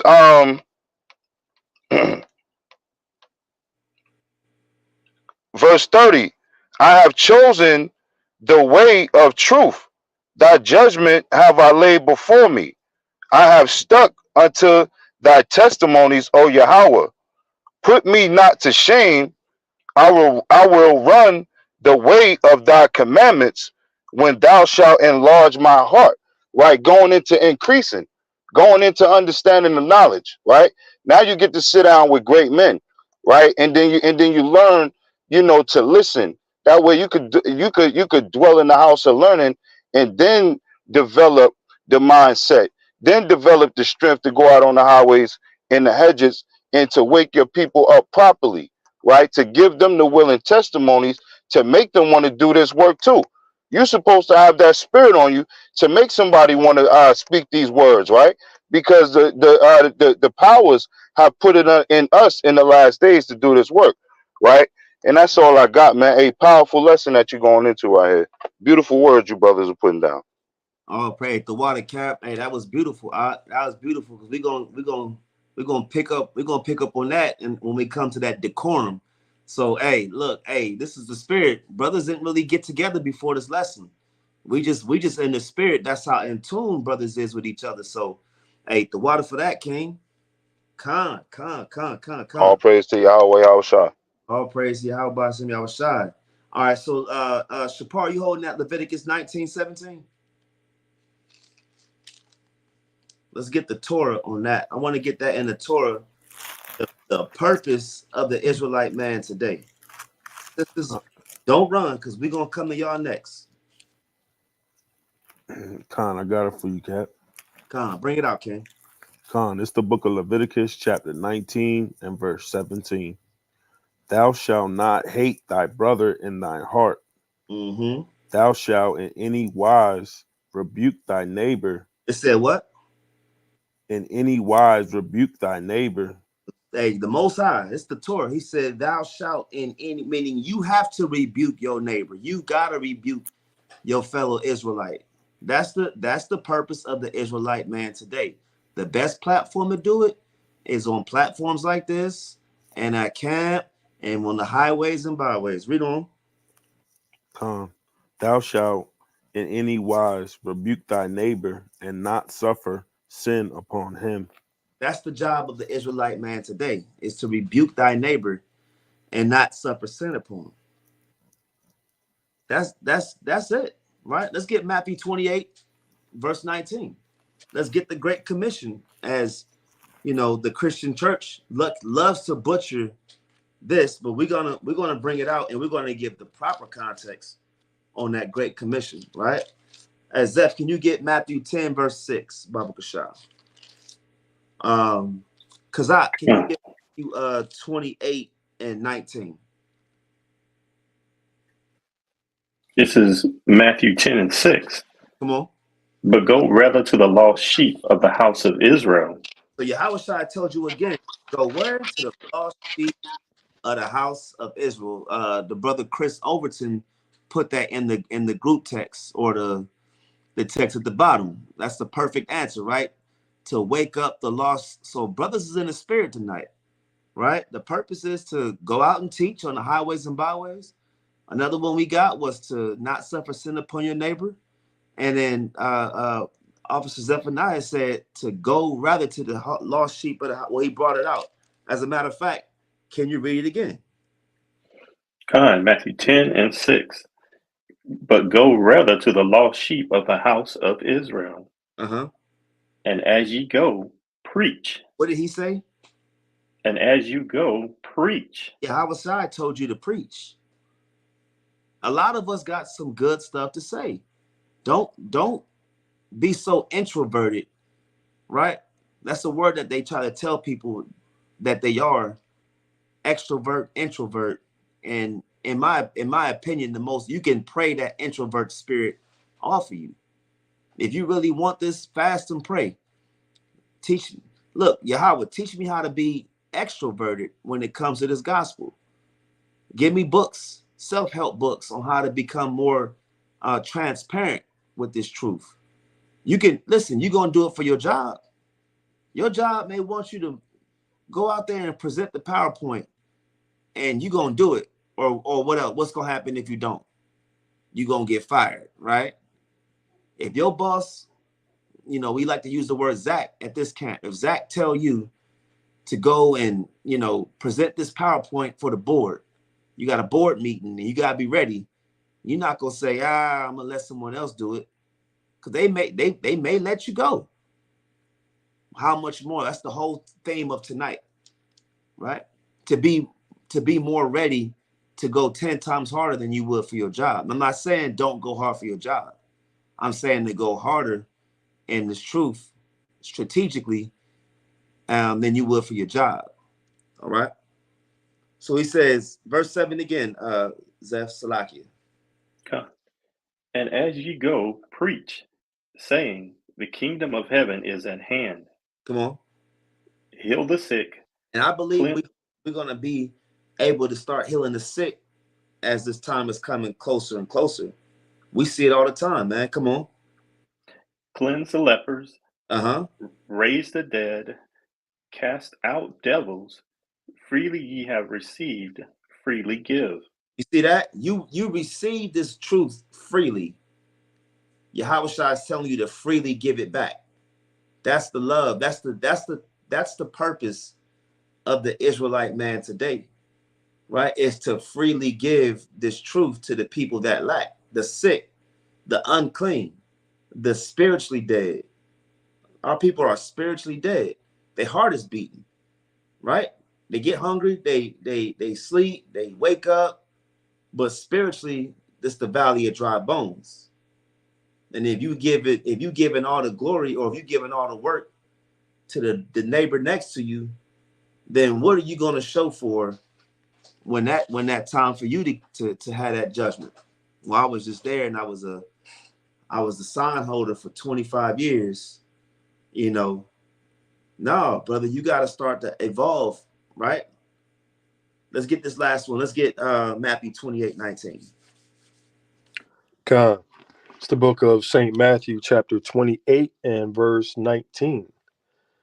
It says, "Go ye therefore and teach all nations." The Most High, Yahawashi said, do what to all nations? Go ye therefore and teach all nations. So Yahawashi is expecting teachers, right? We've been reading it. He's expecting. Most High is like, yeah, I put the spirit on this brother, and Yahawashi was like, hey, if he reading, he gonna have that spirit to teach all nations, right? And you can do it. You can do it if you want to. Philippians 4:13 says, I can do all things through Yahawashi who strengthens me. So if you feel like I'm not really a good, Yahawashi gonna strengthen you, because you can do all if you want to do it. All right, finish that out, King. Come. It says, "Go ye therefore and teach all nations, baptizing them in the name of the Father and of the Son and of the Holy Spirit." Come on. Verse 20, "Teaching them to observe all things whatsoever I have commanded you." So Yahawashi, what did Yahawashi command us? Right? Yahawashi commanded us in Matthew the 23rd chapter to listen to the Pharisees, the ones that sit in Moses' seat. Right? Yahawashi is telling you to teach the Torah to the people that don't have the law. If you really understand this breakdown, he's saying, teach them to observe all things whatsoever I commanded you. Well, let's see what he commanded you. This is Matthew 23:2. It says, saying, the scribes and Pharisees sit in Moses' seat.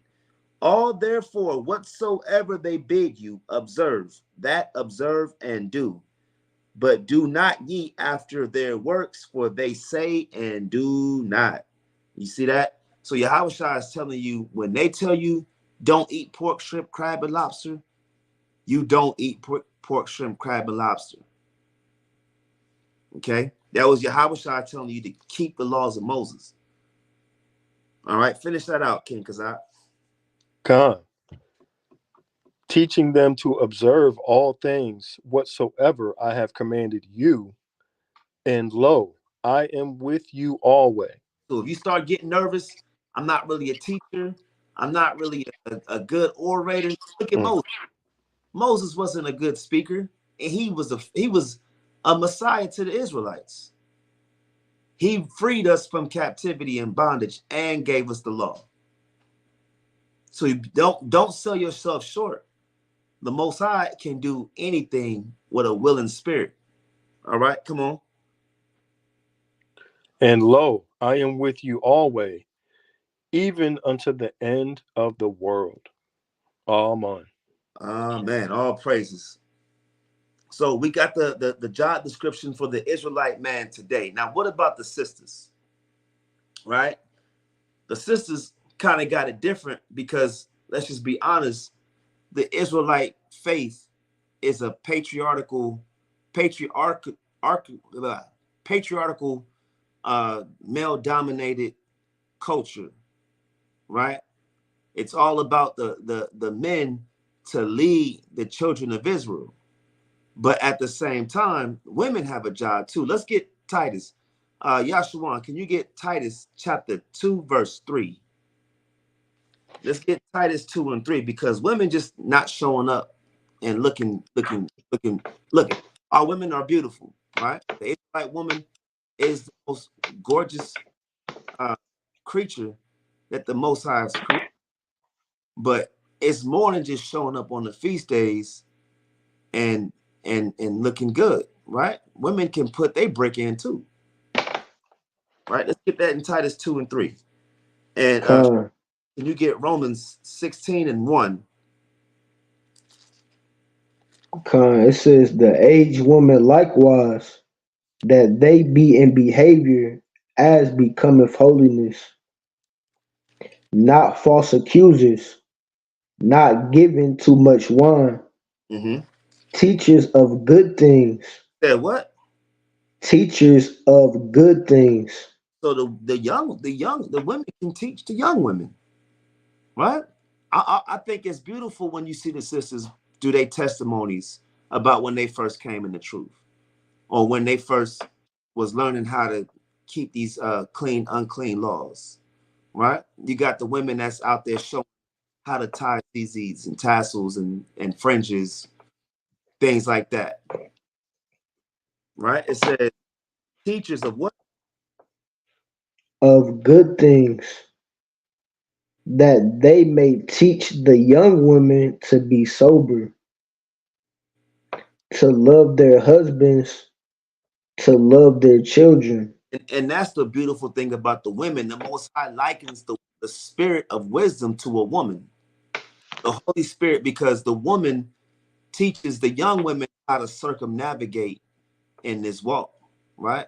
This is a beautiful Hannah, my rib said, helper, intercessor, prayer, and teacher, right? That's a beautiful understanding, because the woman can help keep that level, right? But they can also teach those young women how to be modest and how to come in this truth, especially in 2024, because our young women doesn't have mothers in this walk to teach them these things. So the women in 2024, they're learning as they go along too, right? Let's finish that out.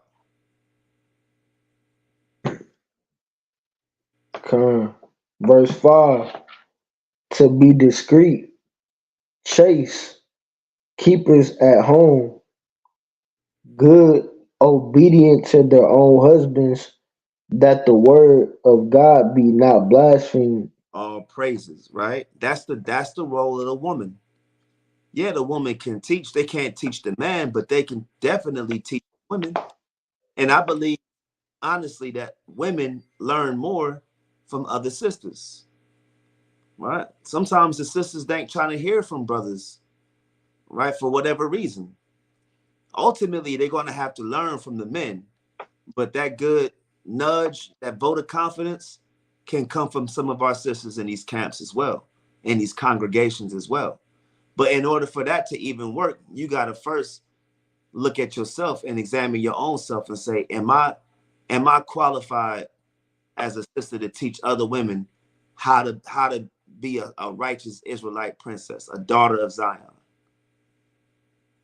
All right, let's get that in Romans 16. Let's bring out a noteworthy sister that we all know about, or some brothers know about, some may not. I want to give this sister kudos. And Ephraim, can you get that in that 16:11 about verse chapter 16, verse 27? Let's get Romans 16:1 real quick. The book of Romans, chapter 16, verse 1. I commend unto you Phoebe, our sister. So you got the sister Phoebe, right? All praise to the Most High for sisters like Phoebe. Come on. Which is a servant of the church. She's a what? Servant of the church. So the purpose of the woman, besides Titus 2, is also to be a servant of the synagogue, the church. That's the same definition. To be a servant of the church. So women, you can put your brick in too by being a servant to the camp, to the congregation that you under. It might not be YAHAWAH'S camp. It may be another group. But again, it goes back to being a willing servant of the church. Right? Are you setting up decorations for the Passover? Right? Are you cooking dishes? Right? Are you, when you out and about, if you got a flyer in your car and you see a sister, hey sis, here's a flyer. Right? We got brothers that can teach you this truth and get you up off the streets. Yeah, the woman can do that. All right. It said a servant of the church. Come on. Con. It says, which is a servant of the church, which is at Contria. All right, now let's get verse 27, and let's get that. If you got a, let me just say this: if you have a 1611, if you don't have a 1611, you only going to get the first part. But we're going to read the 1611, and we're going to get all of verse 27. All right, so read what you got, Mahar. Con. It says, verse 27, to YAHAWAH only wise, Salakia, be glory through Yahweh Shai HaMashiach forever. Amen.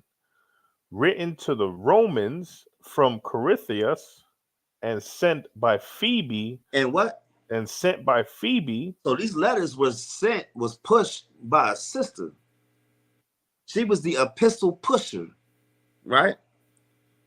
She was the pusher. I'm your pusher, right? She was right. Letters and distributing these letters. And remind you, this is 2000. There ain't no printing press back then. So that's a lot of stuff. There ain't no email. You can't do a blast send and have 1,000 recipients and a CC and put everybody. No, she was delivering these letters. And remember, during that time, they was putting people to death for teaching Yahweh Shai. So she put her life on the line for brothers and sisters to get this truth. Right? It was sent by Phoebe. Come on. And sent by Phoebe, servant of the church at Contria. Right? So Phoebe was the ones that was delivering these letters over to Paul. And they called her a deaconess. I think she was the deaconess. All right, let's get one more. Let's get Acts 9:36. Let's get Dorcas. Let's get Acts chapter 9, verse 36. So you sisters, right, you trying to find ways to contribute, to play your role in this walk. How can I put my brick in? How can I get Yahweh Shai to say, well done, my faithful servant? Because the women can be servants too. We just read that in Paul's epistles. Right? The women can serve. You just can't usurp the authority over the man. Right? But you can learn these precepts. You can learn this doctrine. You can, push this word out when you out and about. I highly recommend to use caution. You don't want to run up on every single body with this truth, but if you got a good understanding and you feel safe, hey, seal that brother, seal that sister. All right, let's get Aniel. Can you get Acts 9:36, Baba Kasha? Or whoever got it, go ahead and bring it out. I know I didn't have somebody bring it out, or I didn't call the name, but whoever got it, bring it out. I got it.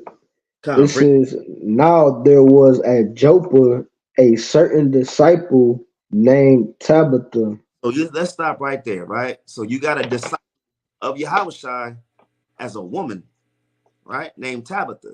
So I want women to start looking at themselves as disciples, as servants to the church. All right, come on. Which by interpretation is called Dorcas. This woman was full of good works and alms deeds, which she did. See that? She was full of good works, right? Good works. And that is going to be commemorated for her, right? She found herself doing the service to the church. Come on. And it came to pass in those days that she was sick and died. Come on. Whom when they had washed, they laid her in an upper chamber. Come on.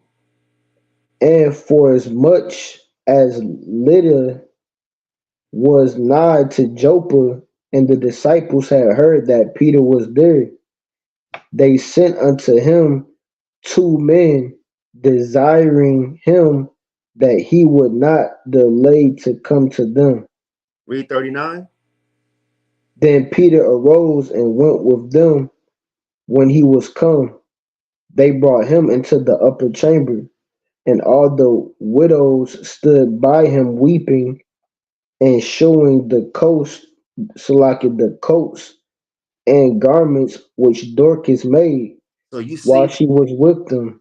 Dorcas was making coats and making garments and making outfits for the brothers. These things are all crucial and vital for this church. And I'm gonna tell you, the camps, the congregations work more smoothly. Division with the brothers and the sisters, right? When the sisters feel they're involved and included, everybody is one for all and all for one. And her role and the sisters, right, that we talking about, whether it was Phoebe, Dorcas, or the Titus 2 and 3 sisters, they all were in on it. They weren't just showing up because they husband made it to the feast days, right? I truly believe that they were doing this work out of the kindness and for the kingdom. Hey, Salaki, hey, can I bring this out real quick? Because that work that sister did, that goes into that Proverbs 31 of that virtuous woman. Khan, that's right. Bring it out, King. This Proverbs 31 and verse 24, it says, she maketh fine linen and selleth it, and delivereth girdles unto the merchant. Right, you see that goes into that work that sister did in making the garments, you know, for the congregation. Con.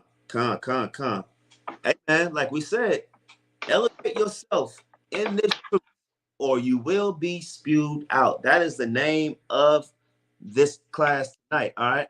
So real quick, I want to go right back. Remember, when we started, we said that the purpose of the class tonight was to encourage current practicing Israelites, Hebrew Israelites, the urgency of elevating themselves individually and to evolve, right? Evolve as we are strengthened in one of them being the doctrine.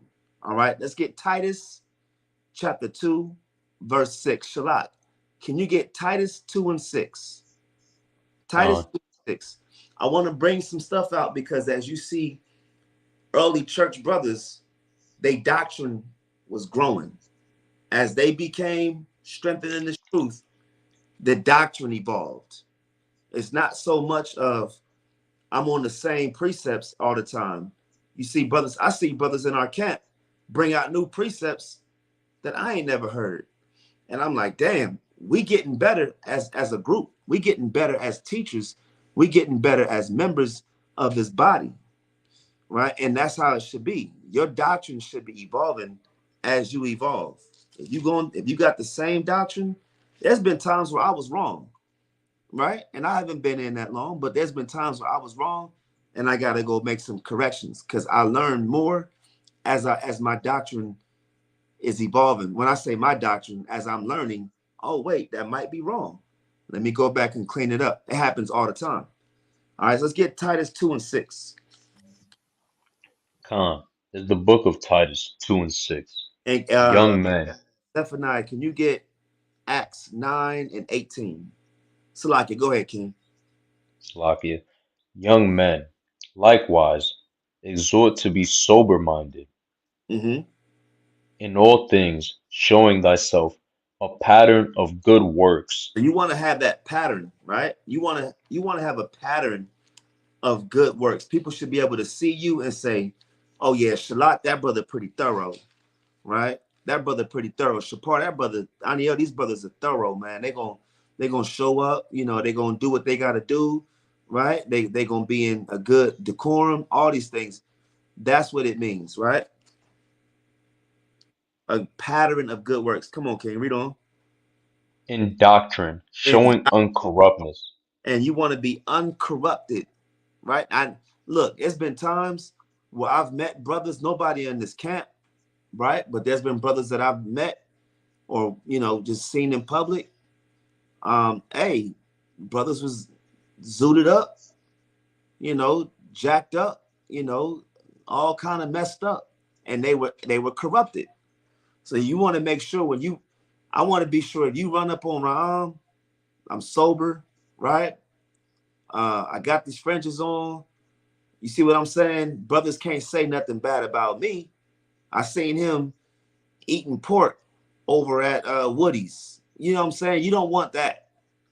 You don't want that. Yeah, I seen the brother, over on the wrong side of town, over in these apartment complexes that look like crack houses.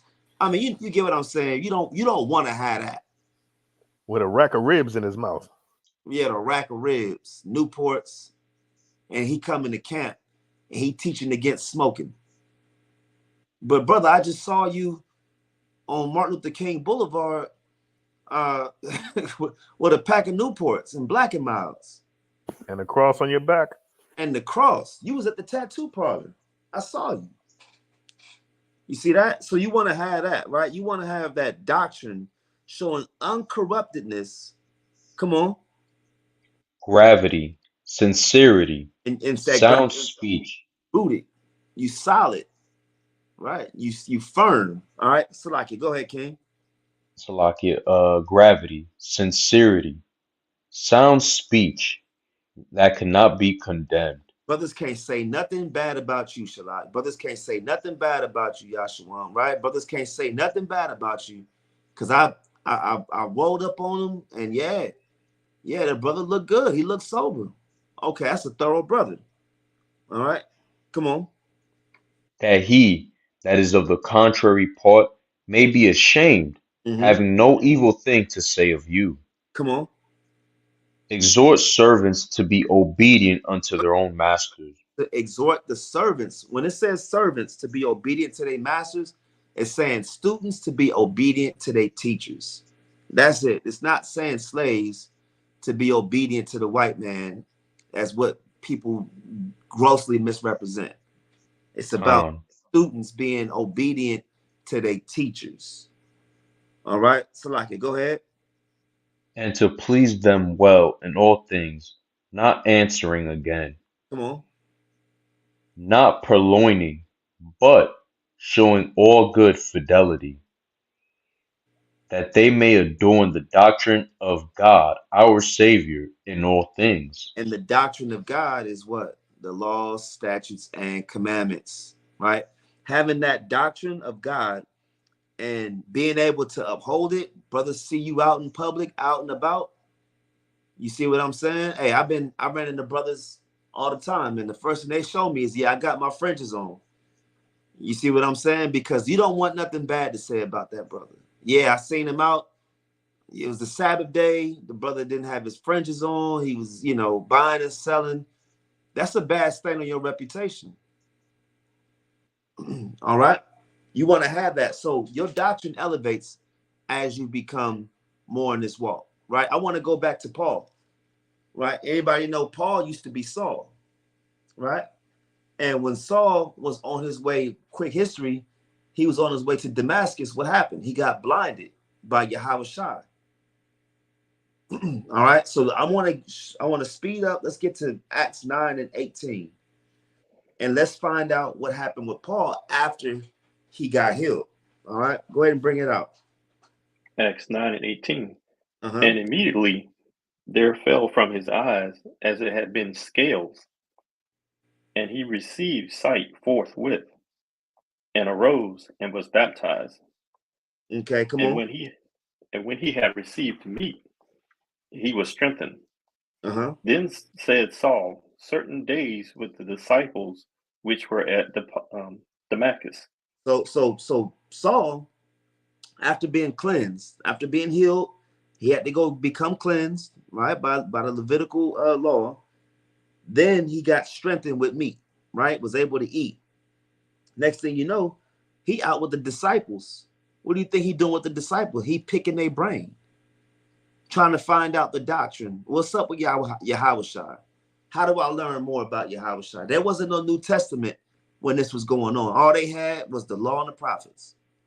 So they had to speed that doctrine up and get them on the fast track. All right, read. And straightway he preached Christ in the synagogues. It says straightway, right? Straightway.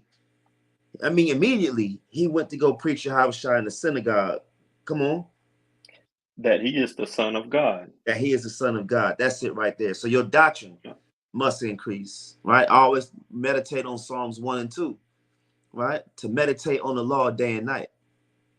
That's how you elevate yourself in this truth. Your doctrine will then follow, right? You update your doctrine, you elevate your doctrine. It's gonna be hard to get cut from the team.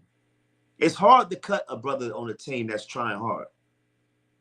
He might not be as talented as everybody else, but he hustled for the loose balls. He diving for the loose. He's showing up early, leaving late. It's hard to cut him from the team. All right. Now let's go from the decorum, right? Now Cap was going into this earlier about learning from the elders, learning from the wise men. All right, let's get Kazak. Can you get Sirach 44 and verse 1? Shapar, can you get Sirach 37?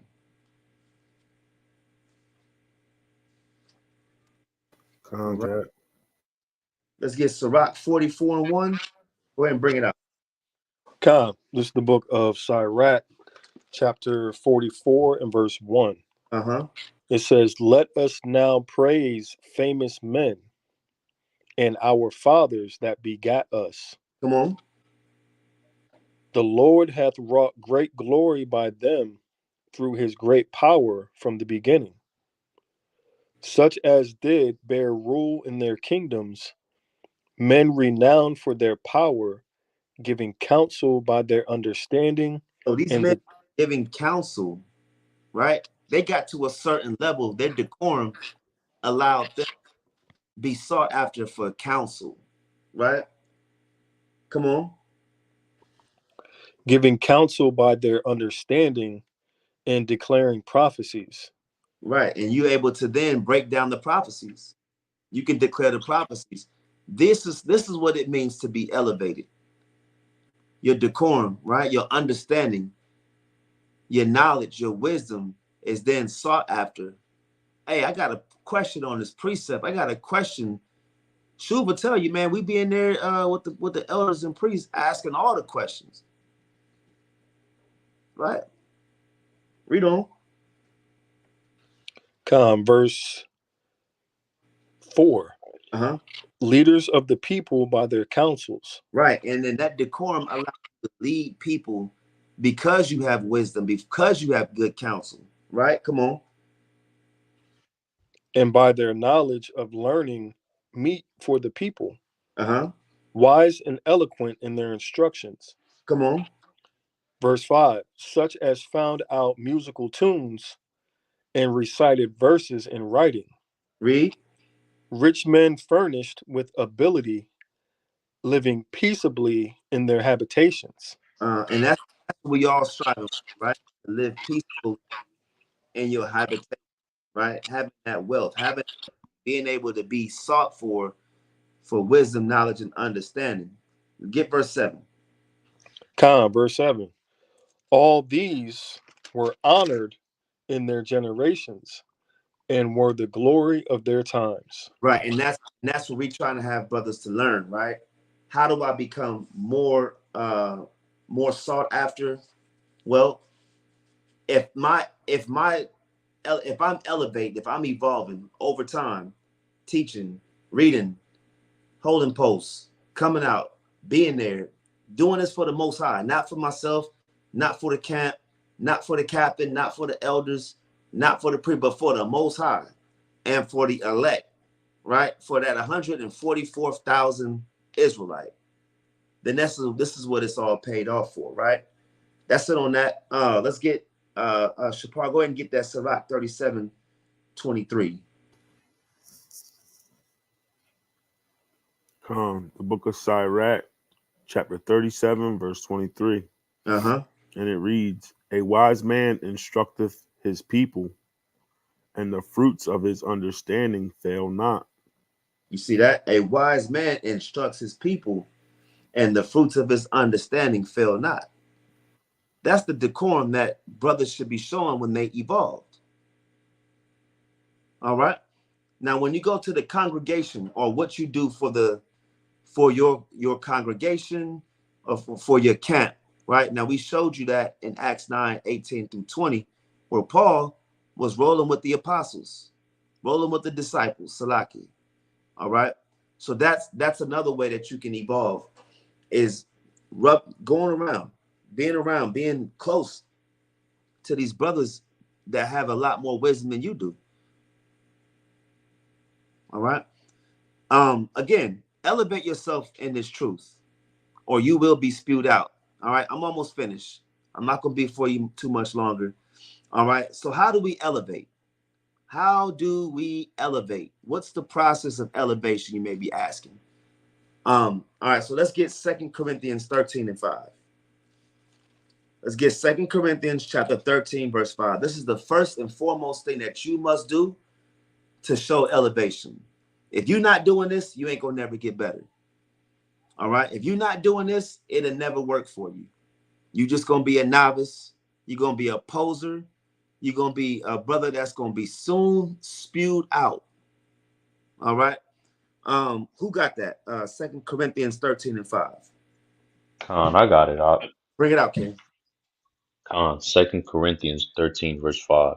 Uh-huh. Examine yourselves. What the Lord say? Examine yourselves. He said, examine yourselves. That's the first thing that you got to do. If you want to evolve, if you want to elevate, you got to first look at yourself. What am I doing wrong? How can I get better? What am I doing that's slack? Am I falling out the truth? Am I doing too much video gaming and not enough reading? I still don't have this breakdown. I still been reading to read all the books of the Bible. I'm still trying to get here, and I just, man, now I'm not saying don't give yourself time to just relax a little bit, but brothers know the balance. The scripture says false balance is what? An abomination. So you got to be well balanced, but at the same time, are you putting in enough work? You shoot enough jumpers? Are you doing it? Are you doing enough reps? And even when you learn the doctrine, there's something called repetition. Let me go back and retouch that so I know where to go and how to teach this. It said, examine yourselves. Come on. Whether ye be in the faith. Are you even in this thing or not? Now, we gave you the foundation of what it means to be in this walk. In 2024, it ain't like our forefathers. Our forefathers could literally just keep these commandments and give up the ghost. Now it's not like that. The pressure is on us to seal the elect.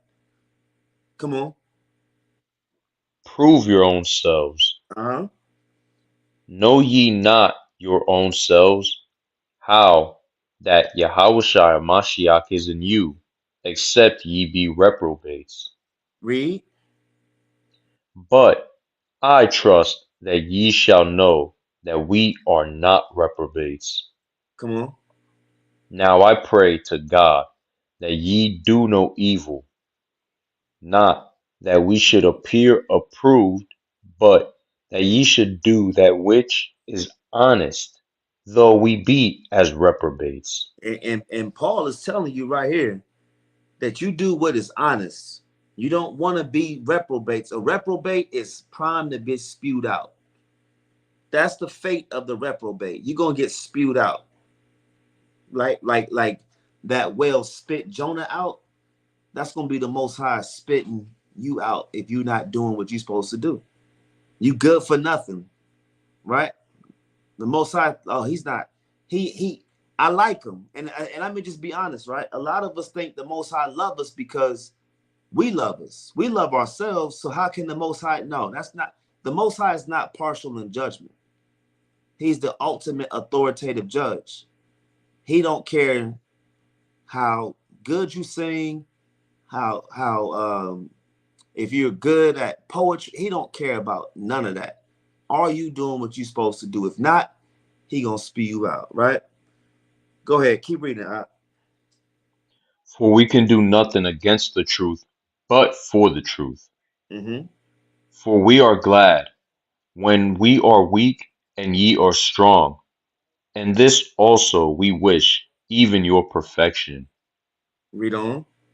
Therefore, I write these things being absent, lest being present I should use sharpness, according to the power which the Lord hath given me to edification and not to destruction. Come on. Con, verse 11.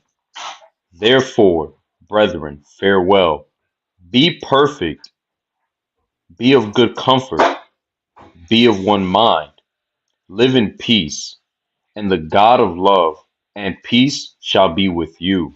And that's beautiful, right? Because Paul is telling you the things that you need that can be infectious, right? Be perfect. If I'm teaching perfection, right? Cap teaching perfection, guess what? The officer's going to be teaching perfection. And guess what the officer's going to be teaching to the soldiers? Perfection. And then the soldiers, when you out and you teaching, you run across this person or run across that person, guess what you're going to teach? Perfection. So how do we elevate? We elevate by being on one mind, being one accord, being in a mindset of being together, living in peace with each other. You can't evolve if you got a grudge to another brother. You got a grudge to that sister. She looked at me funny on the feast day. I don't like her, right? He looked at me. He stepped on my Jordans and didn't say Salakia. I don't like him. This thing's really happened in these congregations, and there's no elevation. And what happens is the whole camp implodes from the inside out. It just implodes. Why? Because they did not look at the things that was going to help them become better. All right. So let's get YAHAWAH'S. I'm gonna finish it up with the last few. All right. Here's the question I want to ask brothers and ask the sisters as well. How and why can someone get spewed out? Based off everything, if you in the chat, put it in the chat. Brothers, come off mute. Go ahead and say what you want. But the question is, how and why would someone get spewed out? Salakia, by being lukewarm. Come. Being lukewarm, right? Let's get Luke 3 and 8. Luke 3 and 8. Anybody else want to add? Con, I was gonna say by obviously being a sluggard, being a hypocrite too, and that would be like on the how. The why sense would be simply due to the fact that, well, Yahweh doesn't need you, especially if you're gonna be a hypocrite, being lukewarm, like how the brother Yashawan just said. So, how are you gonna end up benefiting the community and benefiting Israel when you are out here being, a hypocrite? Mm-hmm. Right. That's right. And the Most High, he hates a hypocrite. As a matter of fact, last time I checked, that was the unforgivable sin. You a hypocrite, right? That's that abomination. That's that sin that there's no sacrifice for. Hebrews 10:26. Right? So Kazak, can you get Luke 3 and 8, Baba Kashah? Khan. It's the book of Luke, chapter 3, verse 8. It says, bring forth, therefore, fruits worthy of repentance, and begin not to say within yourselves, we have Abraham to our father. For I say unto you that the Most High is able of these stones to raise up children unto Abraham. You see that? Khan. Yeah, look, brothers, I'm an Israelite. I got my fringes on. I got tassels on. I got 2 sets of fringes and a gang of zeets. I got the longest. I got phylacteries and I got telephone and all these things, right? I got the commandments at the door. I'm an Israelite. I'm a Hebrew of Hebrews. I'm a mighty brother from the tribe of Dan, whatever, right? Look, that don't matter. that Damn, don't he said Dan. from Dan. Listen, that don't matter. Read it again, King. Khan, bring forth therefore fruits worthy of repentance, and begin not to say within yourselves, we have Abraham to our father. I don't care. Besides, like, I don't care, Abraham, your father. You know how many wicked Israelite men that was riding the coattails of Abraham, Isaac, and Jacob? I'm gonna get in the kingdom of heaven because it's in my DNA. Lie, it don't work like that. Read. For I say unto you that the Most High is able of these stones to raise up children unto Abraham. The Most High can take a stone and make that stone an Israelite, right? If he wanted to. So what make you so special, nigga? Right? You're not special if you ride in that coattail to the grave. The Most High will spew you out. Read verse 9. Watch this. Khan, verse 9. And now also the axe is laid unto the root of the trees. Read that again. Khan. And now also the axe is laid unto the root of the trees. You see that? The axe is going to be raised to the root of the tree, not just a stump. The whole root, you're going to get uprooted. Come on. Every tree, therefore, which bringeth not forth good fruit is hewn down and cast into the fire. And like Shalom said, right? That was beautiful. He said, you're going to get spewed out because you a hypocrite. Meaning you in sin. You out there teaching people to stop whoredom, and you are part of the whoredom. You telling brothers to stop fornicating, and you fornicating. You telling sisters to stop, and you doing that, or you were promoting that. That is hypocrisy, right? You will get spewed out. Elevate yourself in this truth, or the Most High will, YAHAWAH'S himself, gonna spew you out. All right, let's get Matthew 21:18. Let's get Matthew 21:18. All right. Ephraim, can you get Matthew 5:13? Let's get Matthew 18. We're gonna get Matthew 5:13. And then my last few, we're gonna close it up soon. All right, let's get that Matthew 21:18 real quick. Salakia. You want me to read it? Yeah. If you there, go ahead and bring it out, King. Con. The book of Matthew, chapter 21, and verse 18. Now in the morning, as he returned into the city, he hungered. So YAHAWAH'S was hungry. Now watch this, read. And when he saw a fig tree in the way, he came to it and found nothing thereon. He found what? Nothing thereon. So YAHAWAH'S came to this fig tree. A fig tree is supposed to yield figs, but there was no fruit on this fig tree. Interesting, read. But leaves only. Only found leaves. Dang, come on. And he hungry, by the way. YAHAWAH'S hungry, and you thinking you're going to get some food on this tree. You show up, and it's like, nah, ain't no fruit here. Come on. And said unto it, let no fruit grow on thee henceforward forever. You see that? And that is another analogy YAHAWAH'S was given. You had Luke 3, right? Here's the one right here where YAHAWAH'S was given this analogy of the fruit of the fig tree being barren, no longer able to yield fruit, because when YAHAWAH'S showed up unexpectedly and he was hungry looking for something, it was nothing there. And he cursed the fig tree, right? And finish that out. Con. It says, and presently the fig tree withered away.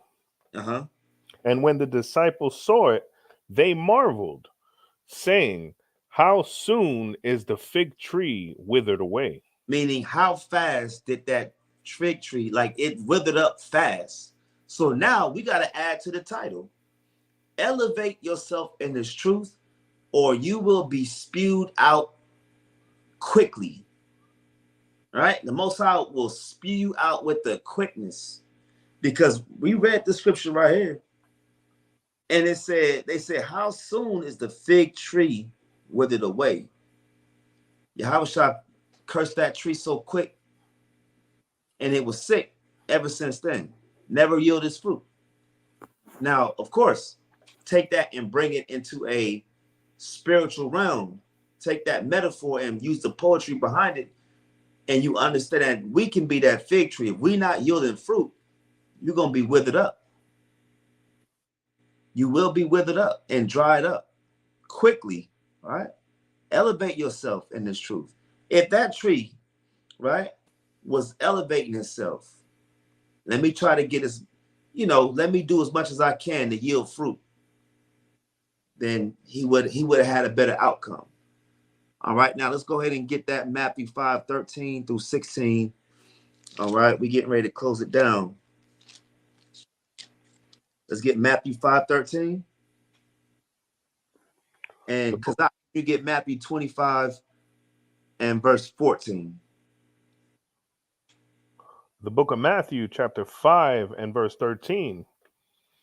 Ye are the salt of the earth. So the Israelite today is the salt of the earth. Man, woman, and child. We are the salt of the earth. Come on. But if the salt hath lost its savor, wherewith shall it be salted? It is thenceforth good for nothing. It is what? Good for nothing. Good for nothing. Read. But to be cast out. To be what? To be cast out. You be cast out. Good for nothing and then cast out. If you lost that savor, if that salt lost its saltiness, it's good for, it's just white speckles on your sandwich, right? It's good for nothing. Then you're going to be casted out. I don't want this, right? Come on. And to be trodden under foot of men. Read. Ye are the light of the world. Israelite man is the light of the world. Come on. A city that is set on an hill cannot be hid. Come on. Salakia. Neither do men light a candle and put it under a bushel. You don't hide your light. Brothers is hiding their light. They got a lot of good stuff to say, a lot of good information, right? That's why the brothers that have that at-home ministry spirit, if you don't have a congregation, it's hard to do this work because no one really can challenge your doctrine.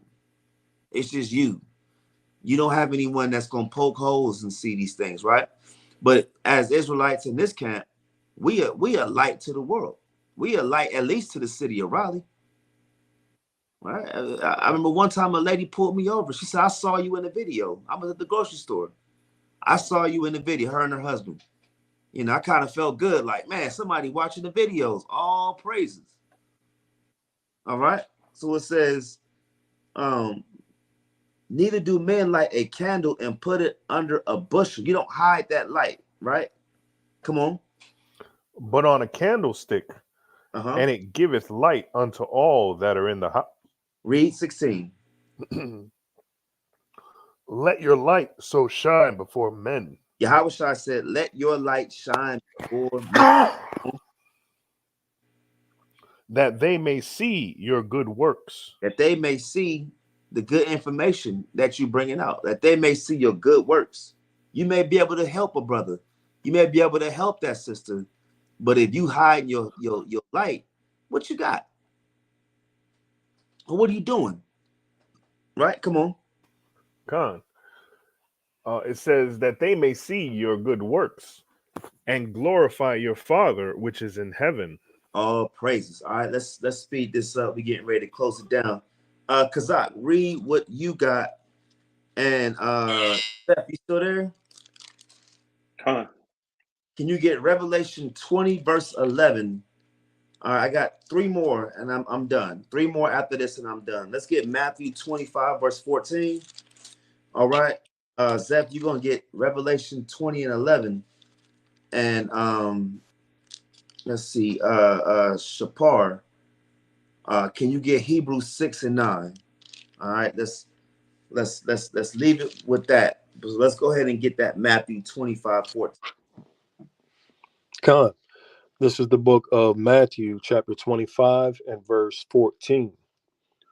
It says, "For the kingdom of heaven is as a man traveling into a far country." So YAHAWAH'S is comparing the kingdom of heaven and a man traveling to a far country. Very important. The kingdom of heaven is what we're talking about. Come on. Who called his own servants. Called his servants. You got kingdom of heaven, man traveling, and servants. Read. And delivered unto them his goods. He gave them something valuable. Gave them goods. All right, read on. Verse 15. And unto one he gave 5 talents. So you got one brother getting 5 talents. All right. The second brother, come on. To another 2.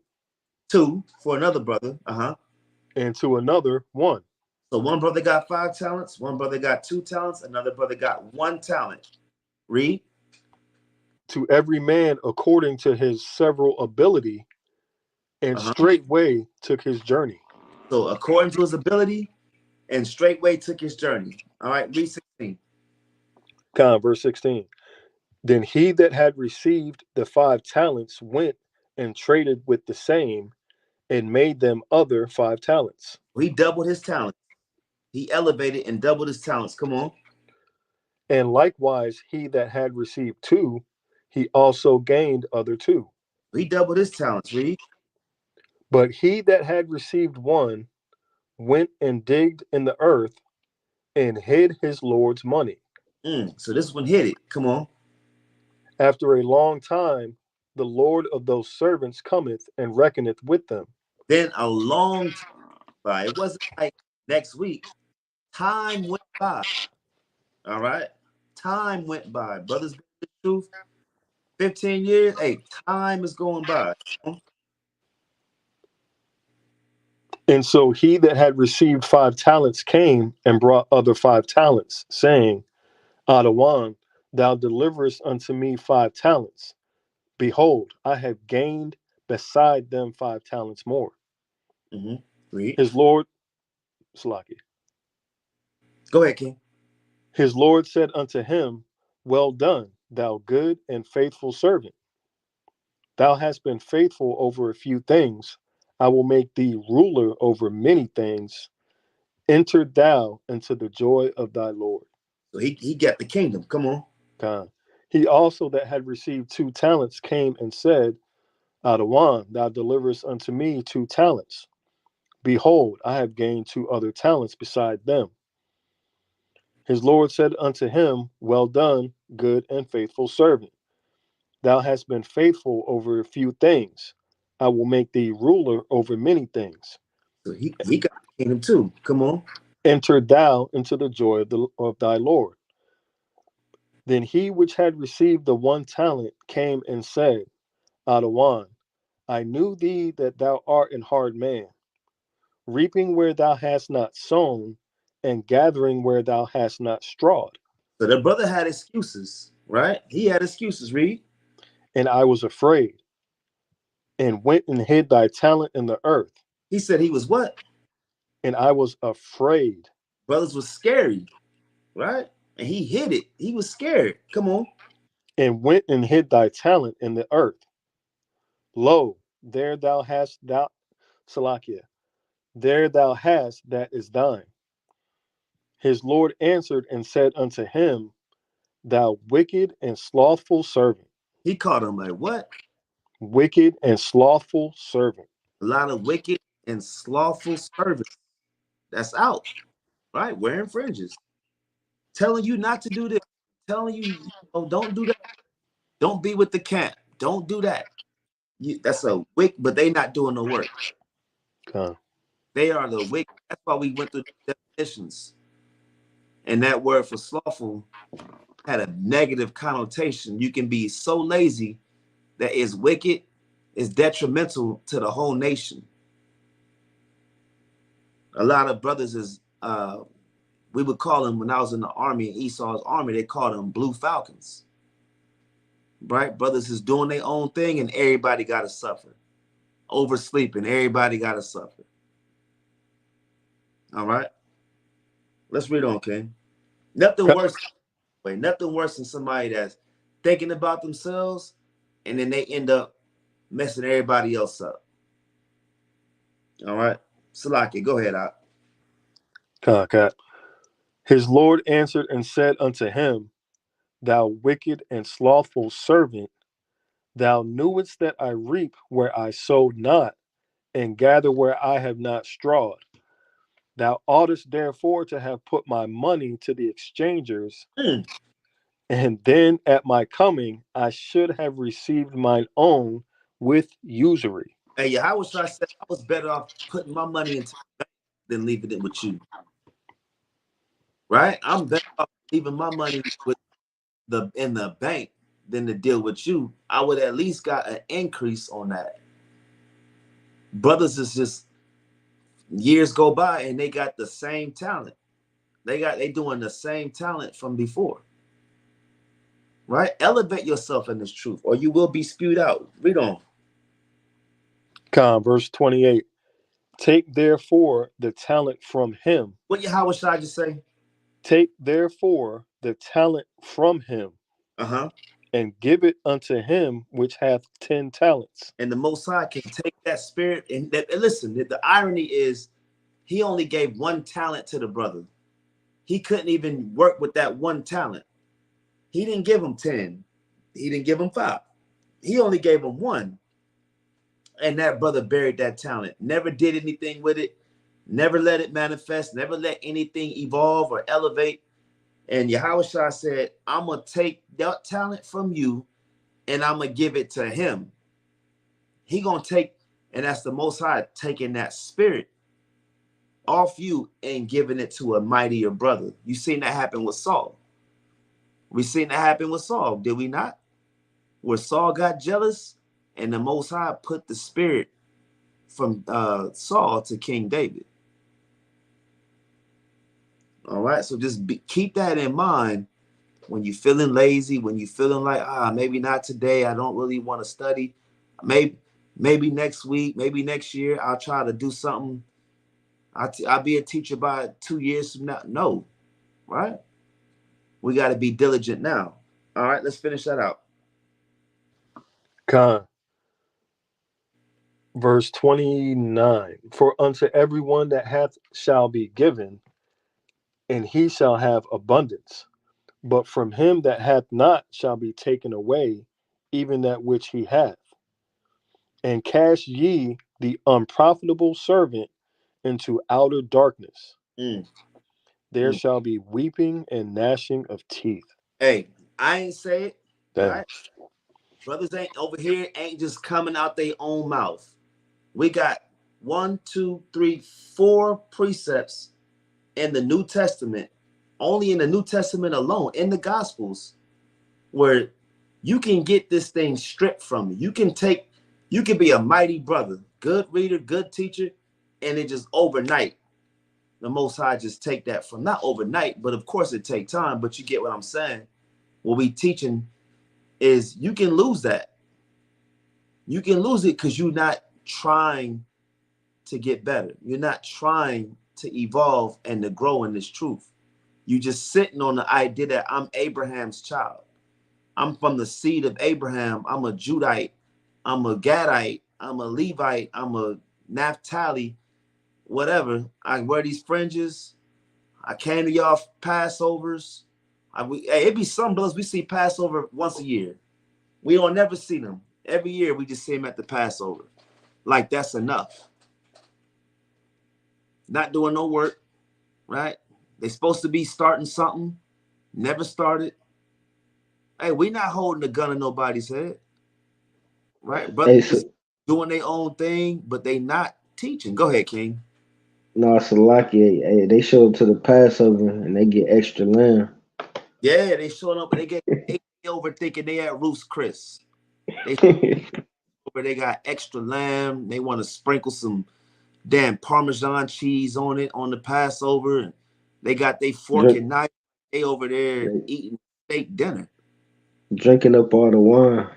Drinking all the wine, all in the pictures, and we don't see him until another year. And they think that's going to help them endure. Hey, YAHAWAH'S said, cast ye the unprofitable servant into outer darkness. There should be weeping and gnashing of teeth. Pretty soon, you're not going to see them brothers no more. Because they only novice. They only doing it for a little while. It's not in their spirit to really do this. The Most High took that from them. Right? We're going to be judged by everything that we do. I got two more, and we're going to close it out. Let's get Revelation 20 and 11. All right. I don't know who I had bringing that out. I got it. And then Revelations. get Hebrews 6 and 9. Let's get Revelation 20 and 11, right? Because the Christian church just think by faith alone. That's all we need is faith. That's all we need is grace. And I'm already saved and X, Y, and Z. No, right? No, you're going to be judged by the works that you do or don't do.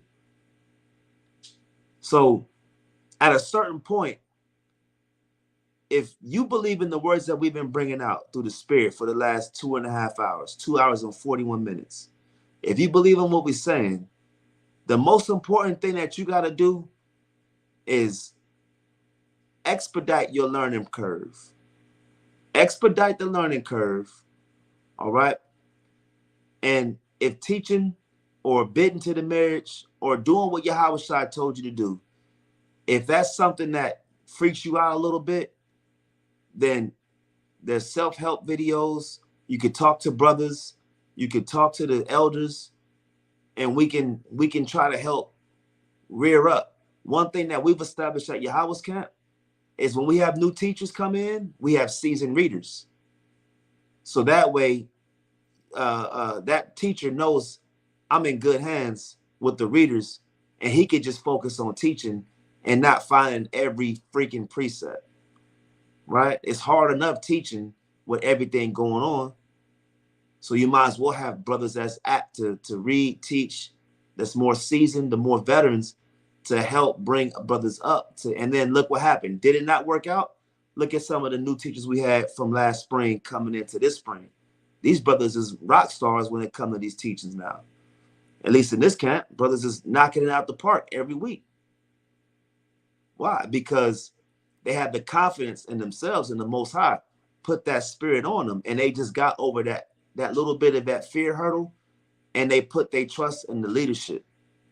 You put your trust in the leadership, and let us do the heavy lifting for you by finding the precepts, right? Finding these things. The next thing you know, these brothers are getting better. Shapar, Shalat, right? Hezekiah, brothers are getting better. Ephraim, brothers are getting better, right? Salakia, Mahar. They might not know you as Big Ephraim, but yeah, we call him Ephraim, but Mahar, right? Brothers is coming in, doing this work. They getting better at teaching because they got over that fear factor. That's why we read earlier, and that scripture said the fear is why that brother buried them talents. I was afraid. Most High ain't looking for no scaredy cats. Most High looking for warriors, right? Brothers that's going to be like, I don't know, but let me find out how to get better. Not, I don't know, and that's just it. I may come out next week. No, I don't know. I'm a little nervous. Let me get better. Let me perfect my craft. All right.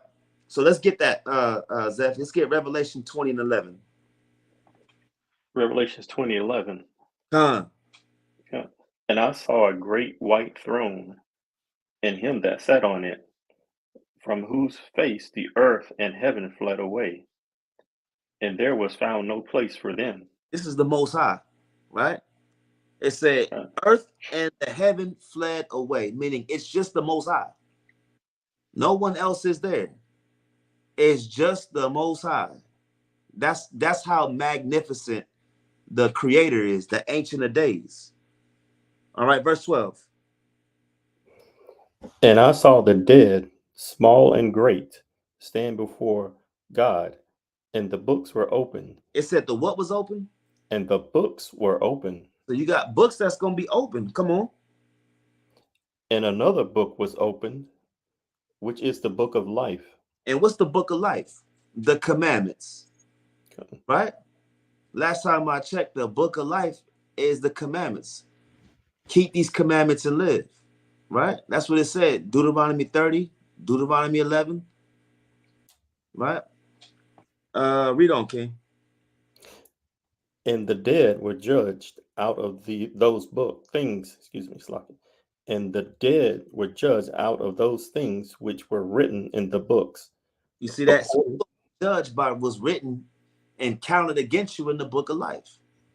Did you eat pork? That's a check against you, right? Did you break the Sabbath? That's a check against you. But did you suffer sin upon your? Did you not suffer sin upon your neighbor? Did you rebuke them sisters on Glenwood for wearing them crazy clothes? Yeah, he did do that. That's a check for you. Did you tell that brother to put the cigarette out on Glenwood Ave? Yeah, you did. Boom, that's a check for you. You see that? Did you remember that? I don't know if Shu's still on here, but when them brothers he was teaching them about the dietary law about a month ago. They got it. If you watch that video, them brothers looked at each other, them Jakes, and they got it. It clicked. Now it's up to them to follow through, but at least the brother presented the gospel correctly to them, and they understood what he was saying. Check. That's a check for that brother. Shuv. All praise to the Most High. All right. So you're going to be judged by that, right? Finish that out, Zeph. According to their works. Verse 13. That's it on that. Okay. According to their works. All right. So speaking of works, let's get this last one and we're going to close it down. Let's get Hebrews 6 and 9. All right. Hebrews chapter 6, verse number 9. Now remember, we're getting judged by our works. Our works goes back to Exodus 18 and 20, which is keeping the commandments and teaching people how to keep the commandments. That's why it's important to be in the camp, because camp also goes into charity and good works. So when you go to camp and you teach this word, you're getting blood off your hands, right? We are innocent from the blood that's on our hands when you go out to teach, when you go out there to edify and to correct. It's not just out there just to see what's going to pop off. You really going out there to get the stuff off you that's been plaguing you. And I don't know about y'all, but when we leave camp, I'm always in a good spirit to start learning more. I want to start reading more. I want to elevate myself. And then, you know what I'm saying, as a result, the family's elevated. You see what I'm saying? Elevate yourself in this truth or you will be spewed out. We established that through the spirit. All right, let's finish this out real quick. Shapar, read what you got. Hebrews 6 and 9, King. Con, it's the book of Hebrews, chapter 6, verse 9. But, beloved, we are persuaded better things of you, and things that accompany salvation, though we thus speak. You see that? So we're going to speak the things concerning salvation. Read. Verse 10. For the Most High is not unrighteous to forget your work and labor of love. Now, let's stop right there. Could y'all imagine you doing all this work and the Most High's like, oh, shoot, I forgot you was doing all that's not righteous. Dang, you was going to camp. Most High looking at you like, wait, y'all was out there doing the work? Yeah, we was out there doing the work. I didn't know that. No. Read again. Verse 10. Come. For the Most High is not unrighteous to forget your work and labor of love. And this goes for you sisters too, right? This goes for the sisters too. Come on. Which ye have shewed towards his name, in that ye have ministered to the saints and do minister. And if you minister to the saints, that means you are teaching 2/3 of the Israelites. And in a lot of ways, in tonight's case, you teaching 1/3. Because again, this lesson is for the brothers and sisters that know that they are the Israelites and has been doing this work for some time and been in this truth for some time. It says, in that ye have ministered to the saints and do minister. Verse 11. Verse 11. And we desire that every one of you do shew the same diligence to the full assurance of hope unto the end. And that's our desire, right? That you have that same high level diligence to the full assurance, right? And that's our desire, is that the same diligence that we have at YAHAWAH'S camp, if you're listening, that you have in your everyday life. And if you in YAHAWAH'S camp and you feel like you need to step up in your own way, right? To make those goals more attainable, that's what we hoping for, right? That's our desire. I know that's my desire. When I see, I'll be meditating and I'm like, when I look at certain camps, not everybody's a teacher, but I would love to see YAHAWAH'S camp. Everybody at any given moment is able to go up there and teach. At any given moment, I'm gonna just take this mic because the spirit is on me, and I've been working hard at being an Israelite. I've been working hard at being a child of Abraham, Isaac, and Jacob. And I know I'm just not gonna rest on the fact that I'm a bloodline descendant. I want to get this information out. Boom. Yeah, I'll go up there, I say a few words, it's no problem. That's what I desire personally, right? And everybody's able to minister. All right, let's get verse 12, and that'll be let's get 11 and 12, Salakia. Verse 11. And we desire that every one of you do shew the same diligence to the full assurance of hope unto the end, that ye be not slothful, but followers of them who through faith and patience inherit the promises. You see that? It says that ye be not slothful. I don't want to see brothers. Look, the brothers we have here, I want to see the brothers that we have in our camp, the same brothers next year, but we should be able to increase and have more brothers, more sisters in our camp, more bodies and more butts in the seat learning, more brothers at camp holding posts. And the soldiers, shoot, by next Passover, y'all be officers teaching brothers how to teach. Y'all be teaching these brothers how to hold posts, these new brothers. We doing work over here at YAHAWAH'S camp. Brothers out there doing mighty flower missions, brothers pulling up on brothers in the middle of the day, right? I'm at work trying to help, trying to show people what's going on.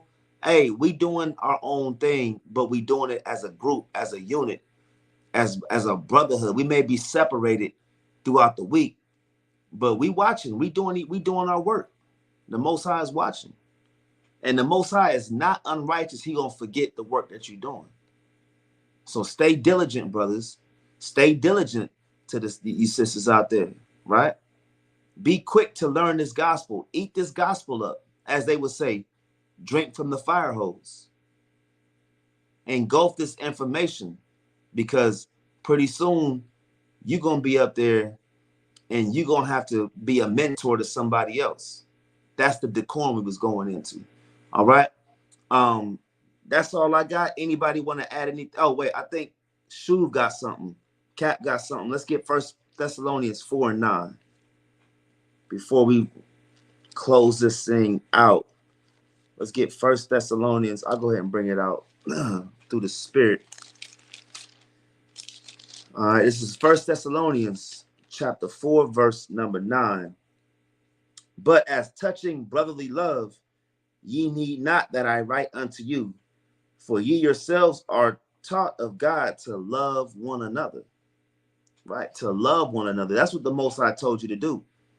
And that's what we went into. I think he might have put that up when we brought out Leviticus 19:17. Thou shalt not hate thy brother. You should love your brother, right? I'm going to read it again. But as touching brotherly love, ye need not that I write unto you, for ye yourselves are taught of God to love one another. And indeed, ye do it toward all the brethren which are in all Macedonia. But we beseech you, brethren, that ye increase more and more. All praises, right? We hope that brothers and sisters increase more and more. That you hit that zenith, you hit that hope charge smash spirit, right? Where I'm just studying. Hey, look, I'm putting this lesson together. And brothers came to me before and said, I'm putting lessons together. What you think about this? That's a good spirit to have. That's a mighty spirit to have. And that's going to keep you in this truth long. If you start picking up jobs, picking up things, picking up duties around the congregation, it's going to translate into to longevity. All right. Anybody want to add anything before we close it out? Hey, Salakia. The only thing I had actually earlier when you were talking about the females and how important they are, I don't know if you still want to go into that real quick. I just want to bring out 2 precepts if possible. Come on, bring it out. Hey, the book of Genesis, chapter 2 and verse 18. And the Lord and Yahweh, our power, said, "It is not good that the man should be alone. I will make him an helpmeet for him." So, I mean, essentially, that is our women's job, is to fill that void that we can't go to, right? Right. And you brought up, those good examples, like, the older women teaching the younger women how to be, chaste and be modest. And the second one that I had was actually a story, and one of my favorite stories, actually.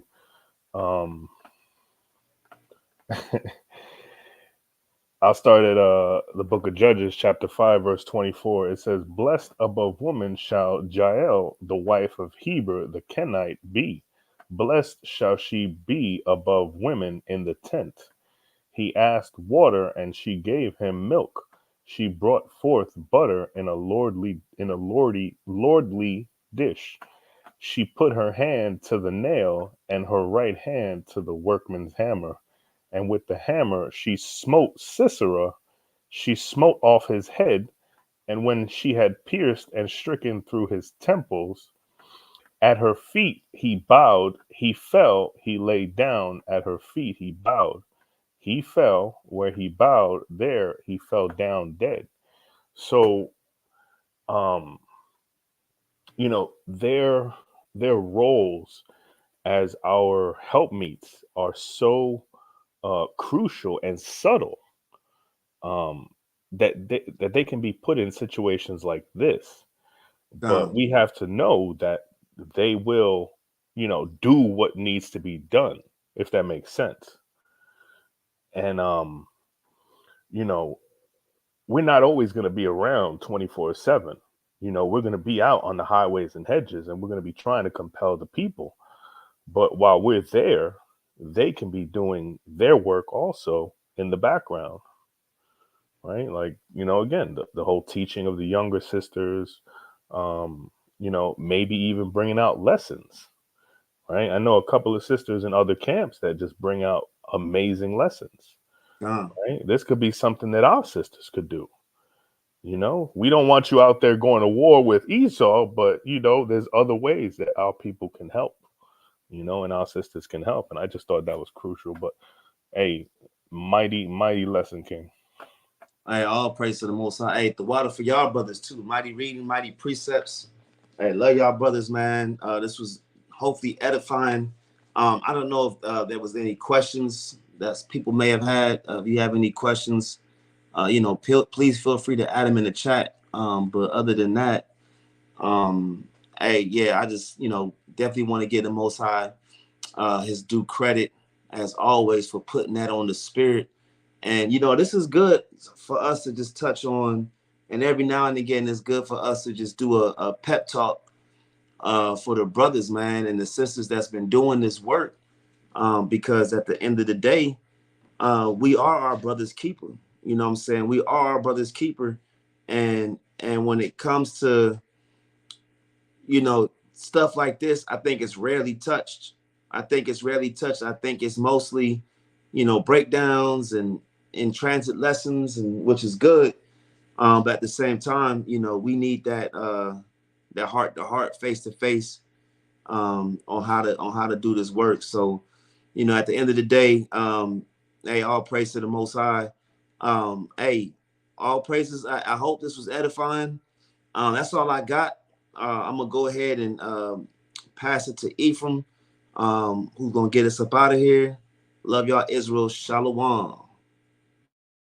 Khan, Shalom, Israel, Shalom. You know, if you brothers and sisters, if you ever, in need, or, you don't want to come out in,